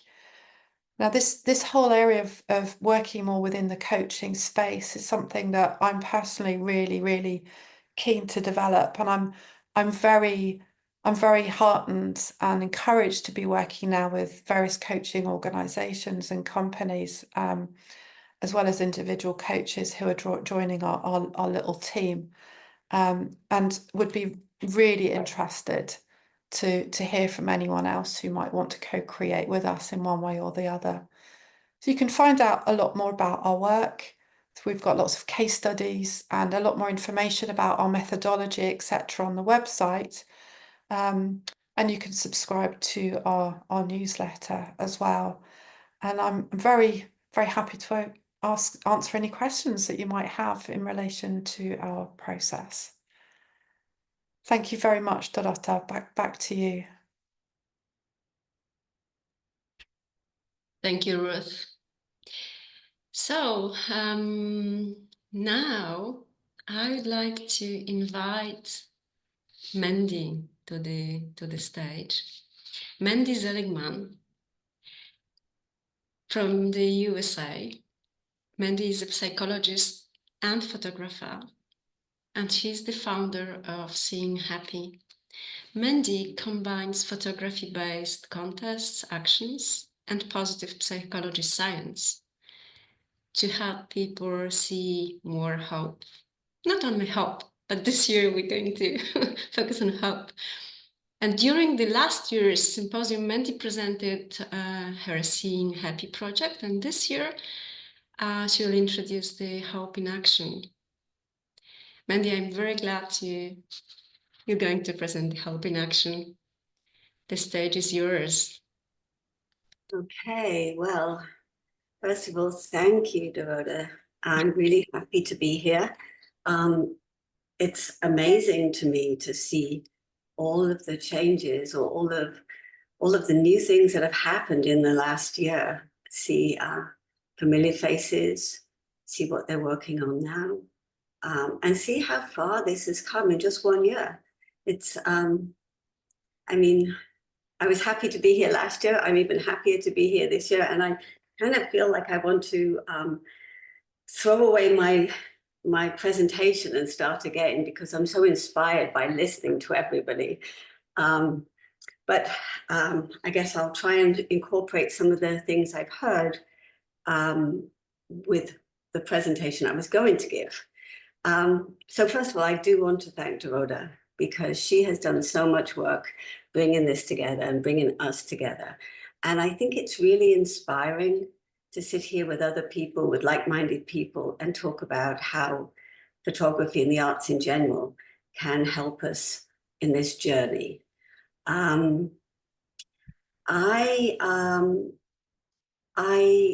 have to start off with saying I'm not a coach.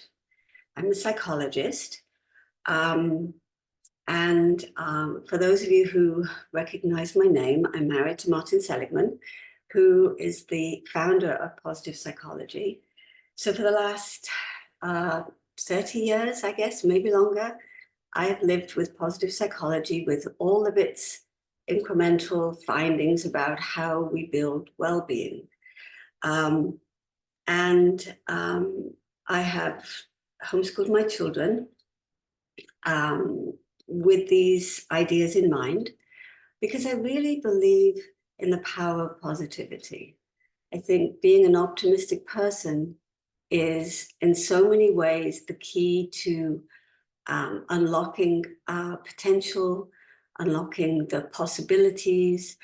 And it was very important to me to tell my children, to give them this idea that we don't have to be held back by things. We can develop more possibilities in the world, and that we can act on those possibilities. And that idea of acting on possibilities is really what mastery is about.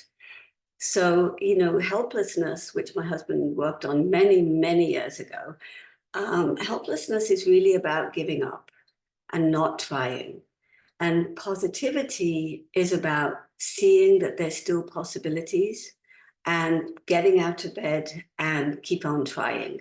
So I guess that is the one thing I've always tried to instill in my kids, that just getting out of bed, I think, is actually can sometimes be, you know, the bravest thing we do is to get out of bed and keep on trying, because, you know, life can be really difficult. But anyway, as I was saying, I'm not a coach, I'm a psychologist, and I'm pretty well versed in the science of well-being and resilience. I have to say that I think, you know, my husband makes this joke about, you know, when they would be trying new exercises, he would bring it home. And first of all, he'd try it on me, and then he'd try it on the kids. And let me tell you, the children were the best critics. They were brutal. But, you know, they would actually tell you what is going to fly and what's not going to fly. So for me, at least, I could really see where something was taking and where something was not. But at the same time, I was a photographer, and I started out many years ago in England, because I'm British too. And, you know, I would take my Kodak snaps. And then I started to get a little better because I wanted to take pictures of my children.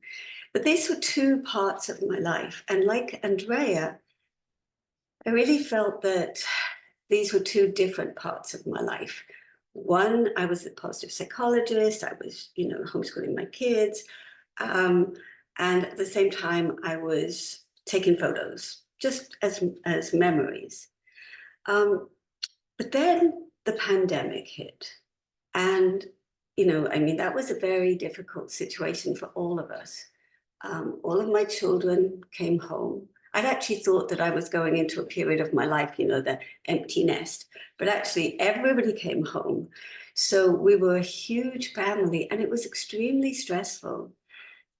Just, you know, the everyday details of finding, you know, dinner every night for 12 people was huge. And what I found was I would go for walks. And it was a way of taking my mind out of the stress of living at home with all of these people, the day-to-day anxieties of the pandemic. And I would just go for a walk. And in the beginning, you know, I'd spent many years traveling all over the world and taking photographs. So that was pretty easy to get good photos. You know, I mean, you're in a beautiful place. It's, you know, you don't need great inspiration. But, you know, when I first started walking, I was like, what am I taking photos of? And it didn't take me very long to realize that everywhere around me, there were opportunities for photographs. And that this ritual of getting up, taking my camera, going for a walk, it just gave me a little space. So I apologize, I forget who was talking about the creating a space in which you can think. And even not thinking, just being mindful of what is around you. It was a relaxation, but it was more than that. I would go home and I realized it didn't actually matter what the photographs were.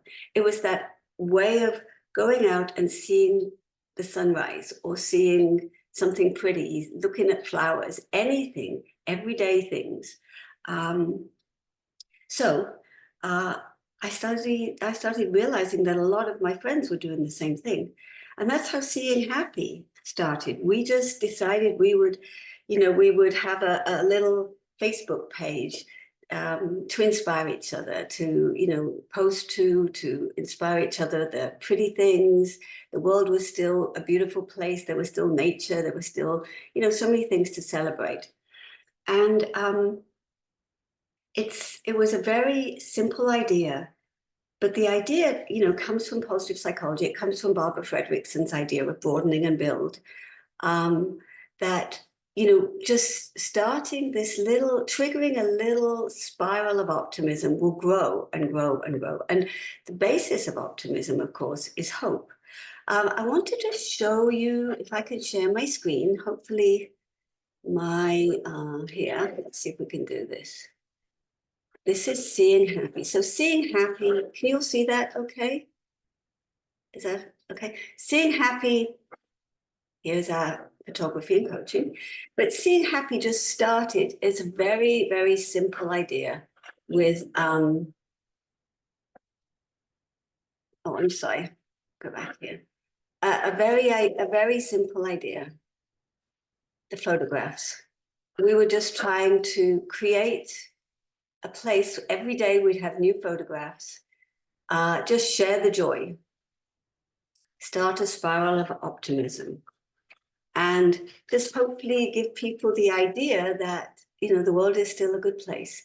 Actually, Jack Clifton at the University of Pennsylvania, when I started talking to him about this, can you see these photos?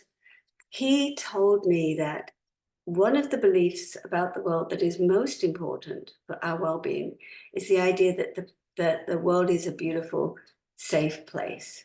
And that if there's one thing to teach your children, it's the world is a beautiful place. And that's not to say that we don't teach our children that we have to be careful, you know, we all know the dangers, but it doesn't do them any good to be told that, you know, we have to watch out for everything. It's much better to tell people that the world is a good place and there are good people in it. So anyway, we started with this small idea, and then we just, you know, it expanded so fast so that we started thinking about, well, how can we, you know, maybe bake in some positive psychology? And what we did,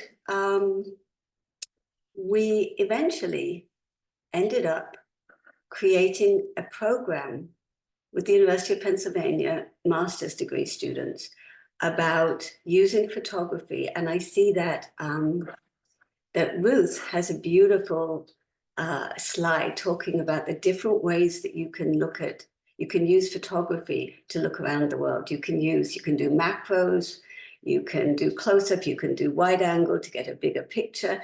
We used all of the art of photography to notice, for instance, to become more mindful and aware of the subtle details and hidden beauty in the world around us and cultivating a sense of awe. We actually have so many prompts. Now, I want to be very clear here.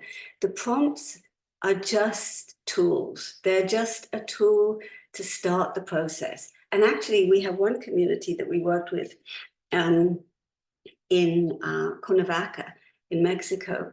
And the people there that started taking these photographs for us, with us, they said that the photographs were just a catalyst. It just started, it was the beginning of something much bigger. And the idea being that using our cameras, focusing on what's right, what's good, what we see as beautiful, just is a small start in this spiral of optimism, which I think ends up being something like Broaden Build that Barbara Fredrickson talked about, in which we have more hope and we see more possibilities in the world.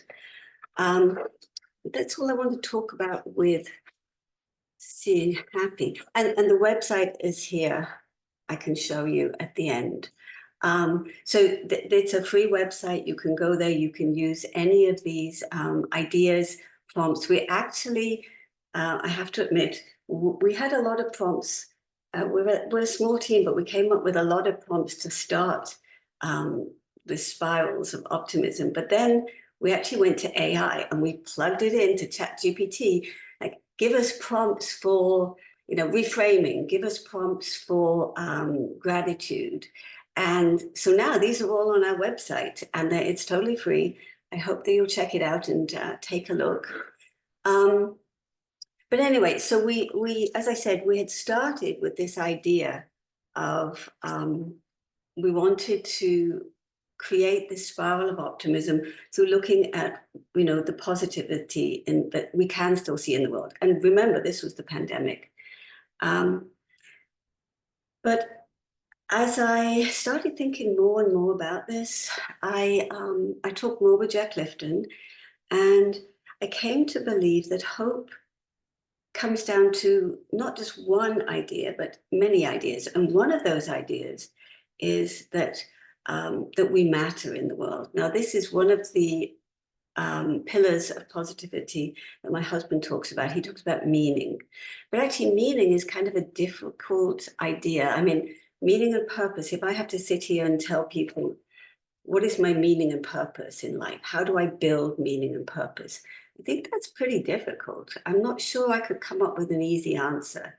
But if we take it back and we start thinking about mattering, how do I matter? Well, I can tell you 10 things that have happened today already in which I matter. And, you know, they're small things. And I think this is one of the really important aspects. Seeing happy is about everyday small pieces that build together. And it's not about meaning with a capital M. It's about mattering with a small m. Like, does it matter that I got up early today so I could take my dogs for a walk? I think that matters, that I could FaceTime my grandsons before I give this talk. All of these little tiny things add and they matter, make me feel like I matter. So anyway, so we decided to launch a competition. By the way, at this point, Seeing Happy had thousands, it was amazing to me, thousands of people gave us photographs. Now, this isn't Instagram, it's not TikTok, this is just a social media platform to share positivity, share what makes us happy, you know, inspire other people. And, you know, it is true that looking at these photographs really do make me happy every morning. I look, I see, you know, and it makes me feel like the world is a good place. But it's important that we actually do the work ourselves, that we take the photographs. So I think it's not just enough to be an observer, but you have to do the work too. You have to mindfully focus, literally, on what's good in your life, and then bring that back. So it's both the observing and the participating in this process that I think is important. So we decided to launch a competition. The primal project at Penn is under Jay Clifton about primal beliefs, what we believe in about the world. And this was our competition about mattering. How do we matter? We got, I forget how many pictures exactly, but we got so many beautiful photographs of how we matter in the world. It was really inspiring, you know, and just the idea, just when you stop and you think, how do you take a photograph of how I matter? And I think just that process is it's a very deep and meaningful experience to go through that. Thinking about what are the things, who would notice if you weren't here? Who would notice if you didn't get up every day? What is it that you do that contributes to the wellness of the world? So that was the first competition. But another belief that I think is important, that Jay tells us is important, is the idea that the world is improvable, that we can all individually and collectively make a difference in the world. And actually, I have to tell you that we then launched another competition, but it was really inspired by Dorota. She had told me when we were in London about a year ago about her project, talking to high schoolers, I believe it was, about climate change and what they could do every day to empower themselves to make a little difference in the world. So thank you, Dorota. You were the inspiration for this competition. And so we launched a big competition. And I would like to show you what we got. The Hope in Action prompt was, can you take a photograph that encapsulates the essence of hope in action for yourself or others? And again, as someone else talked about, it's not just changing beliefs, it's not just taking photos, it's actually making changes, making action in the world. Whether it's capturing acts of kindness, activism, engagement, hope, inspiring leadership, Your photo could ignite the spark of change and motivate others to contribute to a better world. So I have to thank Roger Irwin, who I think is in the audience here, for this mosaic. These are photographs that we got. We got over 1,000 photographs, I believe, from all over the world about hope in action. And I just want to show you, I think I'm probably out of time, so I want to show you just a couple of these photos. Give you a little bit of time. This photograph, the shepherd and his little daughter, and clean energy. I like that photo. This photograph, I'm going to give you a few minutes to look at it. These are little girls teaching their moms how to write. I found that beautiful. Here, embracing the world, a mom and her daughter planting and tending plants. And finally, this photo. Now, I don't know about you, but this photo is very deeply meaningful to me and really inspiring. I think it's a beautiful photograph. We've talked to Olivier. It's part of a series that he did. But just the idea that someone has that amount of hope and resilience, you know, I mean, it's really inspiring to me, all the things that we can do in spite of any of the things that might hold us back. This is the last one. So we have these competitions now. I think we'll do more. I'm very inspired by them. The idea, as I said, is to surround ourselves with positivity, to share that positivity, to use photography to see differently, to see happy, to inspire different ways of looking at the world and to share that. And these competitions that we're producing, they're very inspiring to me, and I hope that they're inspiring to the people that take these photographs. You know, we don't offer big prizes, so I don't think people are doing this for the prizes. I think that it's an exercise in well-being to actually participate. So that's Seeing Happy. This is the information if anybody would like to take a look. And I want to thank you all for still being here and listening. And thank you again, Dorota. And I'm sorry if I took a few too many minutes, but I also wanted to say thank you to everybody else because I'm going away inspired listening to what everybody else is doing. So thank you. Thank you. Thank you, Mandy. And thank you for mentioning. I was very surprised to learn that the project with the climate change could be useful as inspiration for the Hope in Action. We didn't agree on that before, but today I would like to say a few words about this project, and it's going to be the last presentation for today. So although this symposium is, first of all, to really show the multitude, the variety of uses of possibilities for all of us professionals. This year, I also wanted to show shortly my project, and therefore let me introduce myself. So my name is Dorota Raniszewska, and I'm a professional certified executive and life coach. And this year, I've been awarded for the MCC Master Practitioner, mainly for the contribution to the development and promotion of the professional coaching, but mainly through the field of photography and coaching. And today I will present my newest developments, the developments from this year that I still keep developing, and they will continue next year. I would like to share a unique project with you that took me as a human being and my coaching practice beyond the standard thinking about professional borders.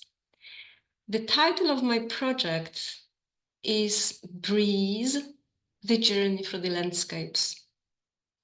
What I do basically, I expose my photographs and poems in art galleries and invite people to reflect on climate change. I organize meetings, workshops, and with the use of coaching questions, I facilitate self-reflection and dialogue. And let me now show, I will share slides. I will show you a few examples. We go to the slideshow. This is an example of, can my poems and photographs be seen? Great. So this is just an example of a poem. I listen to the rain. I listen to the wind. I listen to the grass. Respite. Or I find silence in the roar of the ocean. Horizon in the endless space. Breath when it takes my breath away. So I use them to make people feel emotions, because my poems reveal the relationship which we have with nature and the topics of hope, of sensing, of connecting. But besides art, I also place questions in the gallery. And here you will see the examples of questions. By the way, this is a picture that was taken in one of the galleries with school students, large group of school students, adolescents. For instance, what do you think about your impact on climate? These are very difficult questions, but that's to really pause, to stop and think in a safe space and find first examples. How can you reduce waste in your day life? That's a very good question. And it serves great as a dialogue about that. What is good life? Or when have you really enjoyed your work or hobby and felt that you were having a positive impact? And for instance, how can you use your competences? That's with adults rather, with executives, for instance. How can you use your competences to contribute positively to the protection of the planet? This is the question I asked myself in the beginning of this year, and the result was this project. I'm using my coaching competences to facilitate the self-awareness in the climate change coaching, in the climate change topic. So these are just examples of questions. And I also invite people to an awareness dialogue about how we can be open to talk about climate changes with kids, adolescents, friends, because this is already an example of action, of active attitude, talking about it, listening about fears that kids have. That's an active attitude already. Lifestyle choices to support the planet, engaging friends, employees. So this is the type of dialogue I invite managers, adults, parents into. And I think these are just 3 examples of activities that can be a starting point. Yes, so I will stop my slides for a moment. Still want to say something. Why is it important for me? So in the beginning of this year, I asked myself that question: how can I use my coaching profession, coaching practice to contribute positively to the protection of the planet. And it was actually January this year. And this was when I already was preparing my first exhibition in Warsaw. But the first idea was just to have an exhibition of art, poetry, and photography. And I decided that I will connect the dots, that I can organize exhibitions and use them as a space to put into action climate change dialogue. This is my little impact, positive impact I can have. And since my first exhibition in Warsaw, between March and April this year, I had already 4 exhibitions in other cities, and the new ones are scheduled. I was also last month taking part in a big conference organized by a national park, the biggest national park in Poland. And I was talking about hope and how we can facilitate this reflection in the society.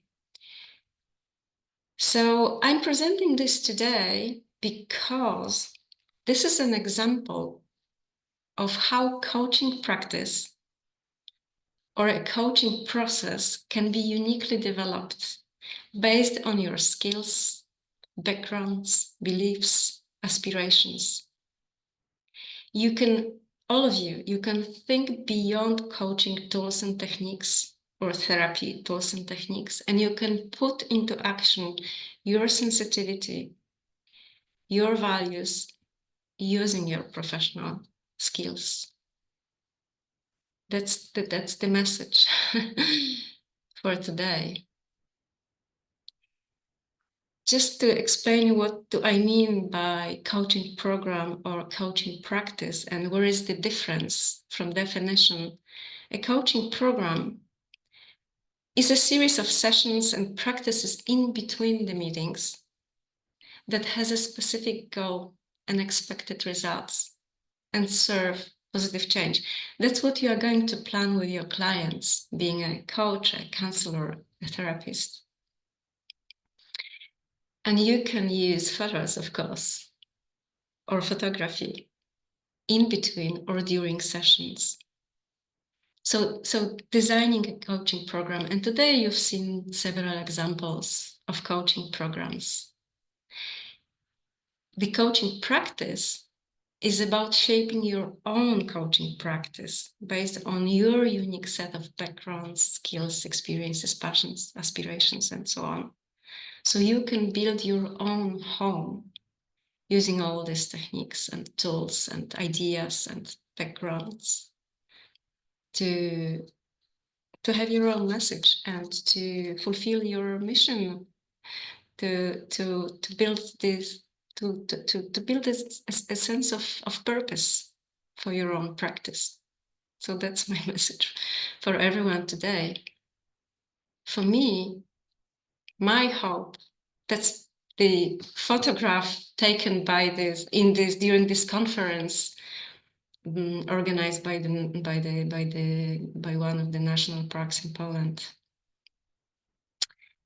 For me, why do I do that? So the aim of that program, although I'm an executive coach every day working with executives, I'm making this program Breeze, the journey through the landscapes, to bring hope.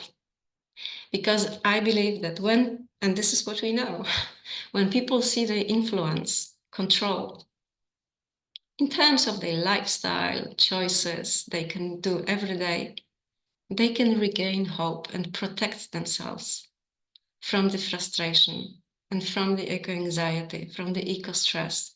Because what happens with the climate changes today is that especially new generations are like frustrated from not seeing their own impact. But we can help as coaches or therapists, facilitators, to gain this hope and to see the influence when we talk about where people have that influence. So the lifestyle, basically, the friends, the environment, the family, and just having this small impact myself, as much as I can do, I believe I can support the planet by making people believe that it's worth making efforts, not giving up.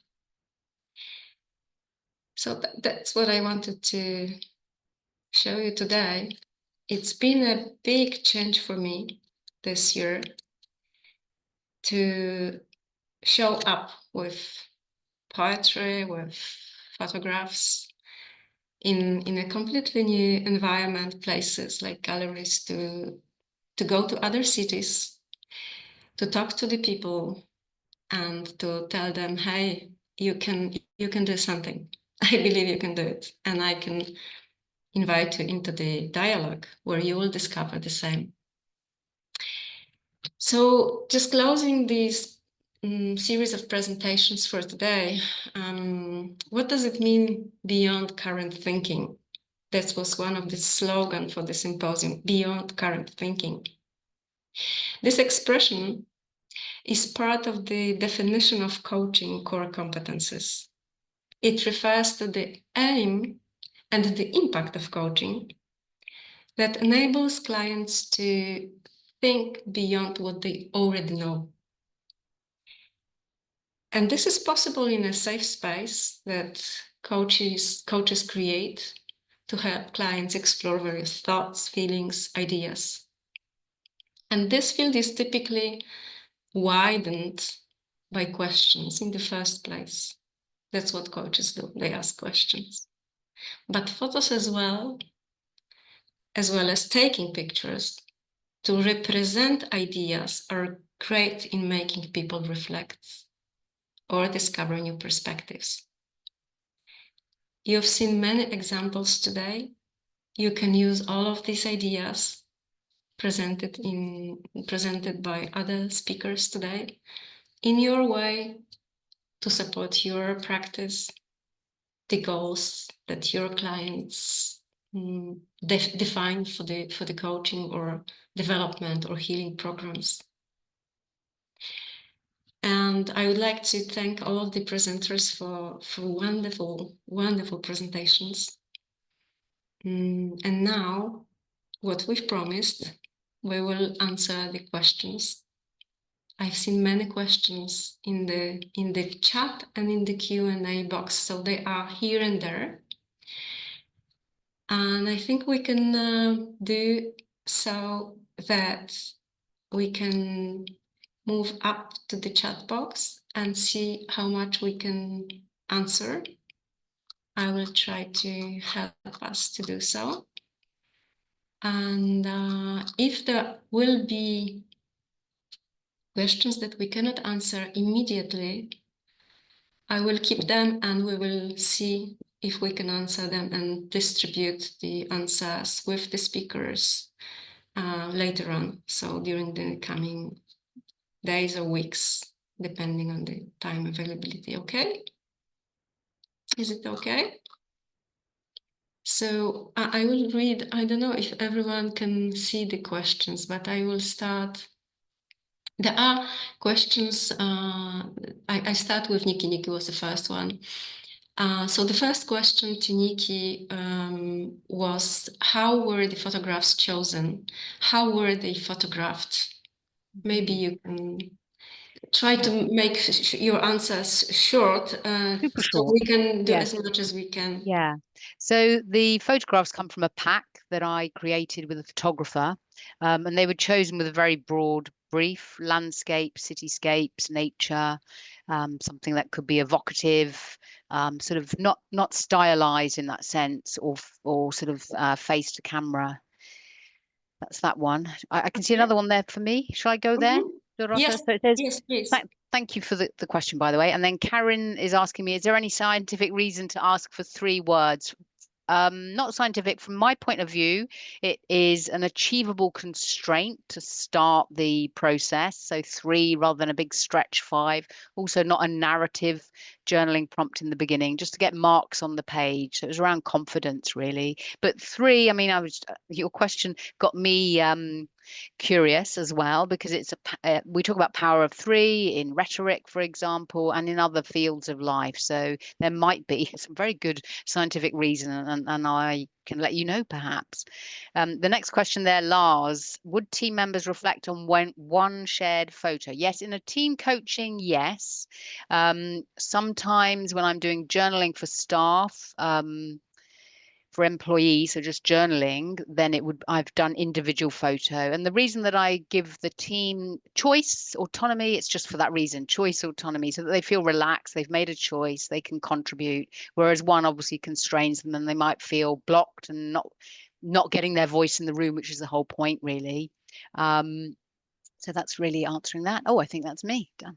Thank you. Good. So that's it for the Q&A. We'll see, because maybe there are more in the chat, but we'll first go for the Q&A, I suggest. Thank you, Nikki. The next question is to Ellen. Would a coach in a one-to-one session be able to incorporate, number 3, to have the coachee ask friends, peers, and co-workers as an action? Can you see this, Ellen?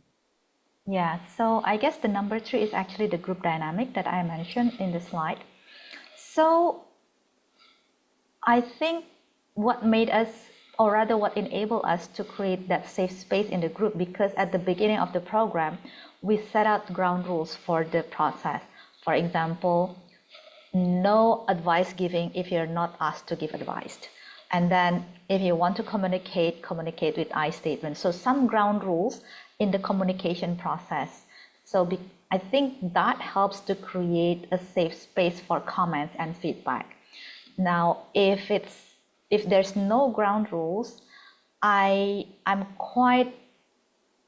wonder about the safety level of the person who asks for feedback if there's no such ground rules. So that's sort of like where my thoughts goes. So I hope that answered the question. Right, thank you. I can see the next question is addressed to Andrea. So you are still here. I know it's the last moment for you. No, don't worry. I changed the transport, so I'm gonna be here. Oh, wow. Don't panic. Thank you. Can you see the question? Yes, I can see. So just to read it loud for everyone, do you think Pinterest is a good place for a client to gather photos for follow-up work? The service has a recommendation mechanism for selecting photos, and it happens that the selection is artificially selected by artificial intelligence, but not by humans. Yes, thank you for this question, Max. And I think it's a very good question. We need to think what we do with photos, especially when they are personal ones. I used Pinterest many years ago. As a matter of fact, you know, the project, the portraits without faces was on Pinterest because we were a massive community. But then there were a lot of trolls uploading pictures, and one day I started receiving, you know, emails from Pinterest saying we are going to close your board because it's it has things that are not allowed. So I could say to answer in short, when I work with private clients, we just try to create a document on Dropbox that we can share. Eventually, this application Padlet, you know, allows to share, but I could really make sure that this is private, because sometimes, you know, well, they're sharing pictures that they don't want to share with the rest of the world. Then if they want to publish on Pinterest or whatever, it's still their pictures, but I'm very careful with this. And if I can comment very, very quickly, is that I think in the profession, in coaching, but also in therapy, we don't have this consciousness that, you know, we can't share the client's picture. We would never share our notes, you know, in coaching. We would never make them public. But sometimes there is this temptation, you know, to share a picture because it looks nice. And I think it should be treated in the same way we treat clients' notes. So, yeah. Thank you, Andrea. The next is generally the next question from Pastor Vitanto is to anyone using coaching in church community. Can I connect with her or with him? So I'm just reading this loud. So I know someone in Poland who works a lot with churches. If you are still there, you can contact me by email, and I can connect you with a friend of mine who is an executive coach, and he has a lot of experience coaching in church communities. So that's from my side. Another question to all speakers from Max. Do you think it is possible to combine structured interview with the parallel process of photographing the client and then discussing emotions? The first thing that comes to my mind is that it's ethically question mark. So if you want to, if I understand correctly your question, Max, if you want to photograph your client during the interview, it would really require a consent first. And I'm not sure. And the second thing that comes to my mind is that you need to be clear and clarify why do you want to do it and what is the goal of that. Because it might be a very deep, make a very deep impact and maybe too strong as compared to your objectives of having a structured interview. So that's the first what comes to my mind. And I think Andrea wanted to, great, because you've been working with these portraits. Sorry for interrupting. No, it's also because a colleague that wrote a chapter in the book, she's a photographer and she takes portraits of their clients. But as you said, Dorota, you know, there is an ethics thing. So they do have a contract. And what she does, she works with leaders and she takes many portraits and then they work about their leadership style using the portraits. It's not exactly an structured interview, but because, yeah, as you said, if it's a structured interview, it sounds like it is some kind of research. And if it is research, you need to apply for ethics, but you can still contract with the client and take the pictures and then share it. Yes.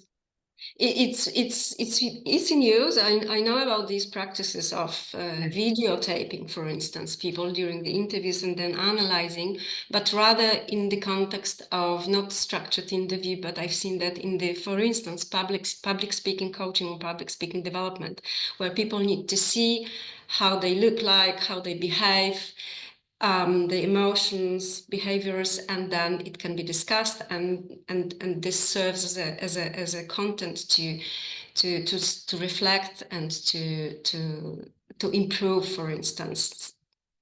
I think we've answered that. If there's anything more you can add.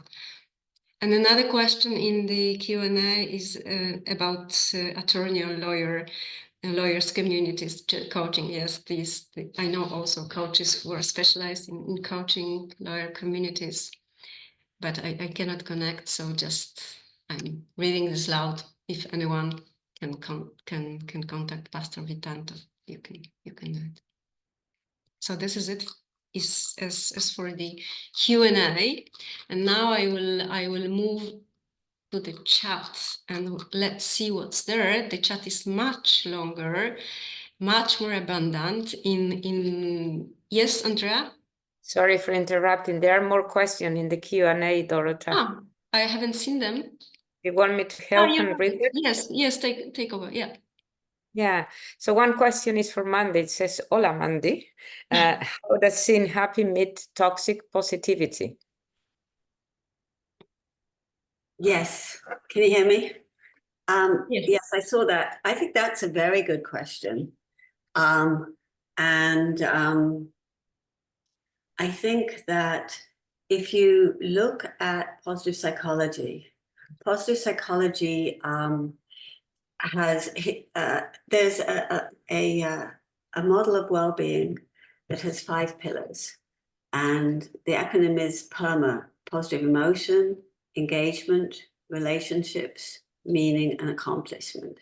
And all of those pieces are different ways to build well-being. Now, the first one is positive emotion, which, you know, people often put the smiley face on.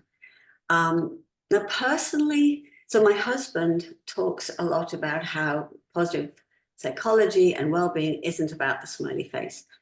myself, I think the smiley face helps. I mean, I think going into a room with a smile, going in with the expectation that people are going to like you, or even just acting as if you believe that. I think that is important. So I very much believe, and as I was talking about my children, I very much would tell them to smile, because you'll get a better reaction. So, but that's just surface, right? So positive psychology and well-being, and what we're trying to do with Seeing Happy is really at a deeper level. So it's not just take a pretty picture. You know, Sonia Lyubomirsky talks about the 3 blessings exercise, and that has been shown to increase well-being. But it's not just take a photograph, it's also to think about why that photograph made you happy, or why you're grateful for something. So in the Seeing Happy, we, as you saw, we have text. We don't just say, give us a photo.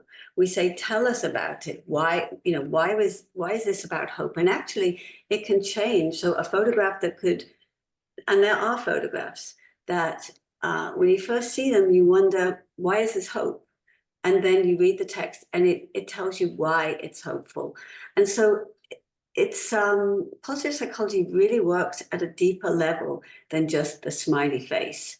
And I think that's what we're trying to accomplish here too, is to inspire people to really take the time to, you know, use that space to think about what are the things that make you happy and why. What is that? How does that connect to your value? How you can become more hopeful and you can do more in the world. So it's actually, you know, it's down to action in the end. So my husband also talks about, you know, it's not about emotions, it's about actions. And I think, you know, that's when I was talking before, I was talking about getting out of bed and doing something. So it's the actions that come from this positivity that I think are important, because that's what builds mastery. That's what, you know, every time you notice that you can affect a change, that's a piece of mastery and a piece of hope and building resilience. So, yeah, you know, whilst we talk about smiling, and I do think it's important, but that's just the sort of the cherry on top of the icing on top of the cake.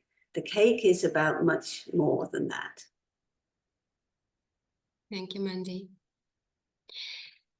Yeah, another question is about coming more from photography, artistic community development or lived experience side. And is there a coaching qualification you would recommend doing for those wishing to combine the 2 aspects of coaching and photography more effectively?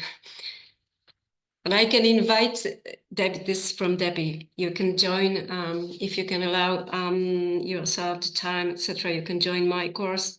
Many photographers have completed this course, and that's basically about how to structure the process, how to take clients into the self-reflection based on the photo taking and so on. So that's one of the things I'm teaching.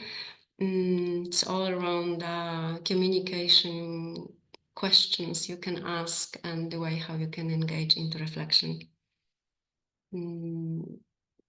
We can talk later, have a Zoom coffee together if you want me to explain you more. So you know my email address, you can email me and I can explain you a little bit more. But basically I would say it's about asking how you ask questions and how you clarify the goal of the process for the client of taking photos. I think Ruth wanted to answer too. Oh, am I right? No? I'm sorry. Any other? No, not on that question. Although Okay. I would have suggested to Debbie to have a look on your website and you know, have a look at your coaching and anyone else for that matter. Yeah, I don't know if this is if this relates. I kind of, as I was sitting here, I thought this might relate to the previous question in some way, but I'm not exactly sure if it does, but it feels relevant. So I'm sitting here and next to me I have this this vase of roses. And, you know, for me, I mean, I love roses, and I bought these for myself actually recently as a form of celebrating myself and offering myself a little bit of well-being. But one of the things that I do often is you know, literally look again at what is in front of me. So as I look at these roses, you know, I can pick one out here that is maybe considered to be, you know, beautiful, and then another one here which some may consider to be less beautiful. Yeah, but who says that one is more beautiful than that one? You know, so it's that whole thing of like, there's so, you know, literally layers to these roses, you know, as you peel them back, and, you know, as they get older and things change, etc. But I look at this one and I actually love this one, which is why I never take them out of my vase, because I let them just kind of develop as they go. You know, they grow older, they change. This ends up going on the compost tip, which then provides food and nourishing for something else, you know, for new life. And also I love the sound. You know, I love the sound that these make. And there's not really any sound on that one, you know? So it's just that whole kind of reframing of, you know, what is positive, maybe. I don't know, in some way it felt like it related, but I'm not a positive psychologist, so I don't really know. But there might be a link there.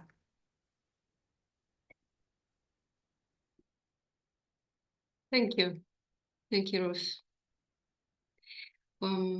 Yeah, what comes to my mind is that we can learn and unlearn all our life, and that's the challenge, to unlearn things. And we can always see things we've learned in the childhood, but we can unlearn and learn to look at things differently or react differently. So I'm very much also believing in the positive way of looking at things, accepting things, appreciating. That changes a lot in life. All right. Just reminding all the speakers, if you want to comment on any questions. Oh, sorry. Yes, Yep. go on. Amy Adams was asking me, do I find respect from this process using photography in a business setting, even though it's creative and not tangible? Great question. Actually, even in a business, corporate, other kinds of business as well, public sector, I work with healthcare leaders as well. I think because it's different, you know, it engages people in a different way.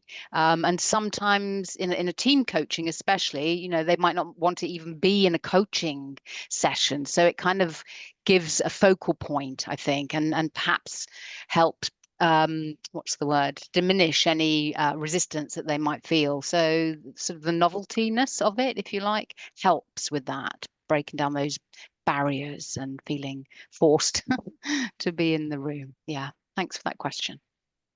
Thanks, thanks, Nikki. I'm seeing now Roger's There's question. Dorota, there's another one from Amy as well about particular techniques for young people to engage. I don't know if anyone else wants to speak to that. In terms of the work that we do, we do a lot of work with young people. In fact, the first workshop I did was in my son's school when he was 6, and he's now 21, and it was called Look Again at Your School. And that's how things have developed. But it's, you know, I think for a lot of what we do, and we all have different ways of doing these things, but basically the essence of what we do can be adapted and you know, in ways that are appropriate to whatever age group we're working with, whatever generation, whatever cultural or, you know, or other environmental or geographical location. And I think that's what makes what we all offer really powerful. It is the adaptability and it's the accessibility that we bring. And that's what I always I think is really important. Well, you know, whether it's neurodiversity, whether it's, you know, I mean, you know, whatever it might be, I think it's really important for us to not to be too rigid in the way that we offer things. because we are all unique human beings, and but we all together connect and create, and we are part of a wider human picture. But I think for everyone to feel like they can take part in this, whether they're 6 or 60, I think is really important. But of course, that won't necessarily apply to to all of us, but I think to a lot of us it does. And I think that's the beauty in what we're offering. Yes, and oh, thank you, Ruth. And I would add to that it's, or maybe rephrase the question as how you can engage. What do you want to do to engage anyone to the process? Every project requires really thinking about how you're going to communicate that, what will be the goal of the project, what will be the stages, how people will take part, and what for. And that's a lot is about how you prepare, how you communicate, and how you engage. I wouldn't say there is a particular technique for young people. Basically, what I experience is that regardless the age, people easily engage into any activities with photographs, might be personal photos from biography, from life, might be taking photos, or working with a ready set of photographs. I do all of that, and I work with executives, with teams, with kids, with private clients in life coaching, and in different cultures also. So I would say it's a lot about how you engage, what you do to explain, and to make sure that people know why they're going to do something and what's the benefit of that. I also thought maybe Daisy would like to comment on that. I don't want to like put you into the spot. Can I add something on that? Yes. So for the Liberated Life project, we actually piloted a new one for teenagers this year, and we are going to launch that next year. And what we find that actually what Ruth said is actually very applicable. Two things that we find that from the pilot for the teenagers, and when we say teenagers, it's actually students. We pilot in a school, students from the age of 12 to 18. So that's the target group that we piloted. And what we discovered is the adaptability and accessibility. That's really the two core components that we need to work around. And because of, and also for the accessibility, that's why we find that self-portrait is very helpful, because all of them have cell phone and they can accessibly use the cell phone to take photos. And also to find, because I don't think it's safe for me to make generalizations. I'm just going to say it within the context of my country. The teenagers get easily bored with things. So a variety of things is helpful. So we incorporate also an element of nature into the project. And actually, using the concept of McAdams of the Book of Life of a personal narrative, we adapted into the program, whereby we asked them to take photographs of leaves that represent their past self, and leaves that represent their current self, and leaves that represent their future self. And it's actually quite amazing of how these teenagers can crystallize their perception of self into that three categories and that have discussion. But the thing is also, we discovered a trained facilitator is actually quite essential in the project, because if there's no trained facilitator, the discussion can go whichever direction with teenagers. So having the trained facilitator to hold the space for conversation is actually also very helpful. So great question. Thank you for that.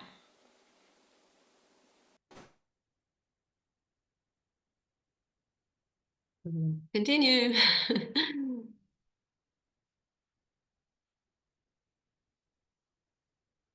There is a question from Roger on contracts. someone already, Annabi already answered. I can add to that. I see Andrea is writing an answer. Thank you, Andrea. From my side, I can say that in my contract, I state only in just one point, one short sentence that I might use I might engage the client in various activities to support the coaching reflection or the coaching program. And I'm not very specific on that because during the process or during the session we work and we agree how we proceed. So I don't see any need to be more specific than that, I'm just using various ways techniques and tools to make the process the best it can be. I never do anything like, let's do this. I always say like, how about, what would you say about doing that or this? Yes, Ruth?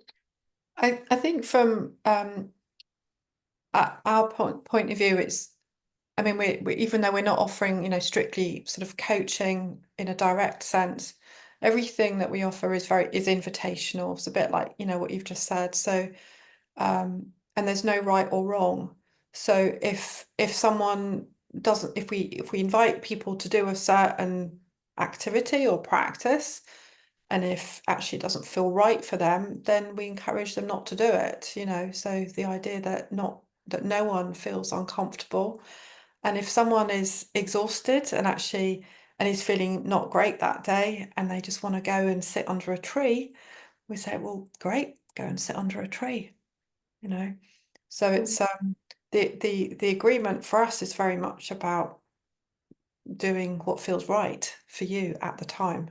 And that can change from minute to minute as well. Yes.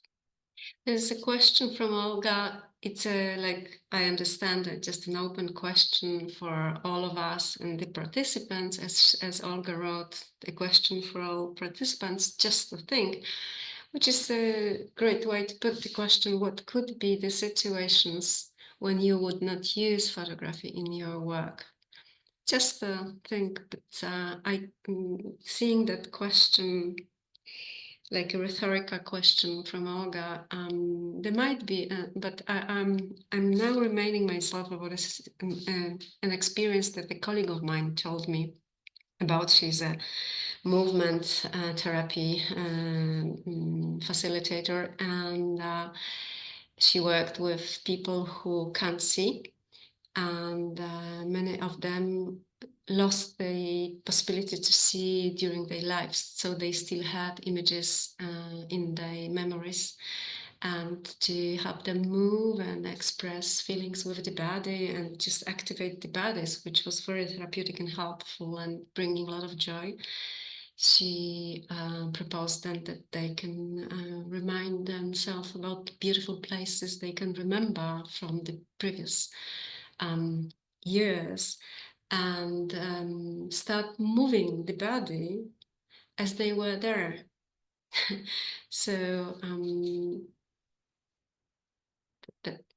that's what I can see, that there's so many ways, and it's always what we want to do and why we want to use and why we propose to use photos, images, or photography, and how we're going to do this, because thinking about images is also thinking about photos, is also a way to work, to use photographs in work.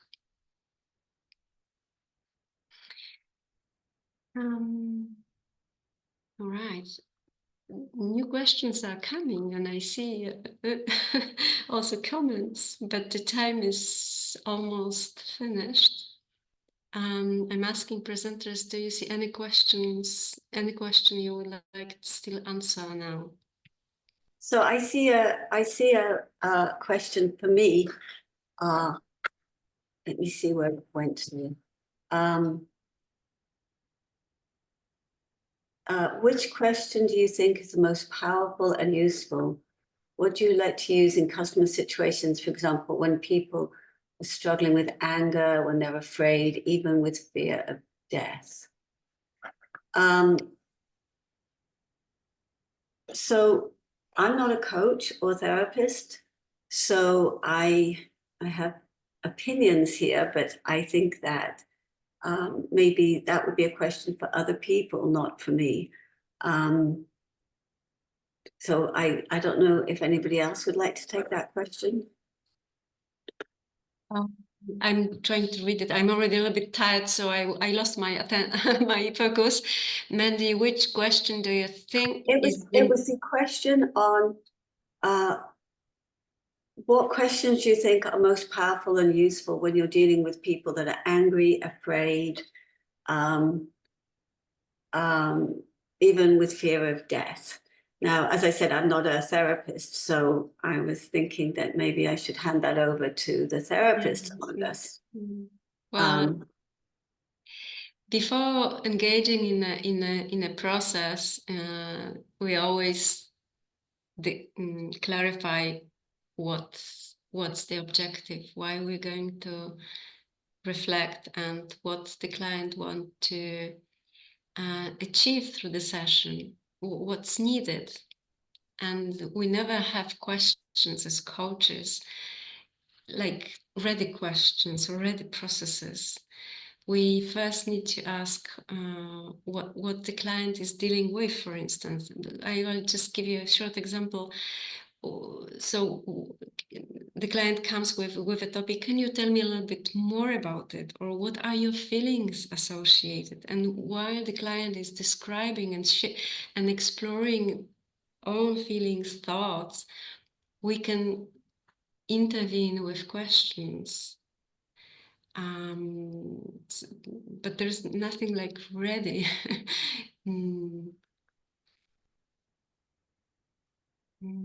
One of the a very good question is, what would you like to happen after our conversation? What could be the best result for you?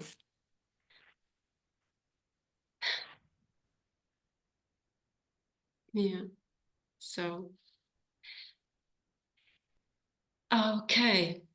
It's 6 o'clock. I mean, in Warsaw. I'm looking at my clock. There are still some questions that we didn't answer, but I think we can have a look at them in the coming days, weeks, and I will anyway make a summary and engage still you to have the final thank you and maybe answers to our participants. Also, I will distribute these questions among the speakers.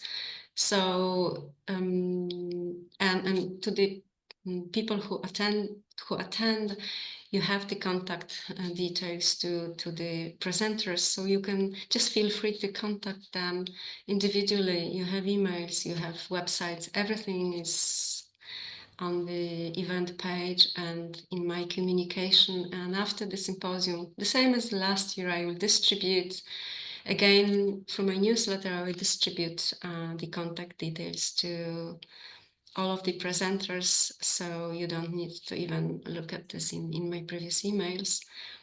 And I know we will find, and you will find the ways to find your answers.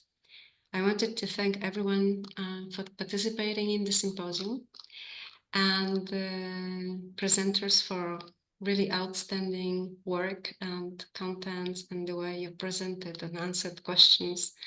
I really believe, and that's my deepest thought now, that it's a very good program that shows variety of possibilities and multitude of practices, and the way you presented it in a very authentic and juicy way.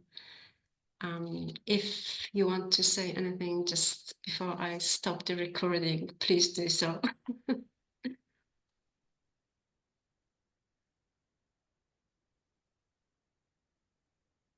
So, we will be closing. I will stop the recording in this moment.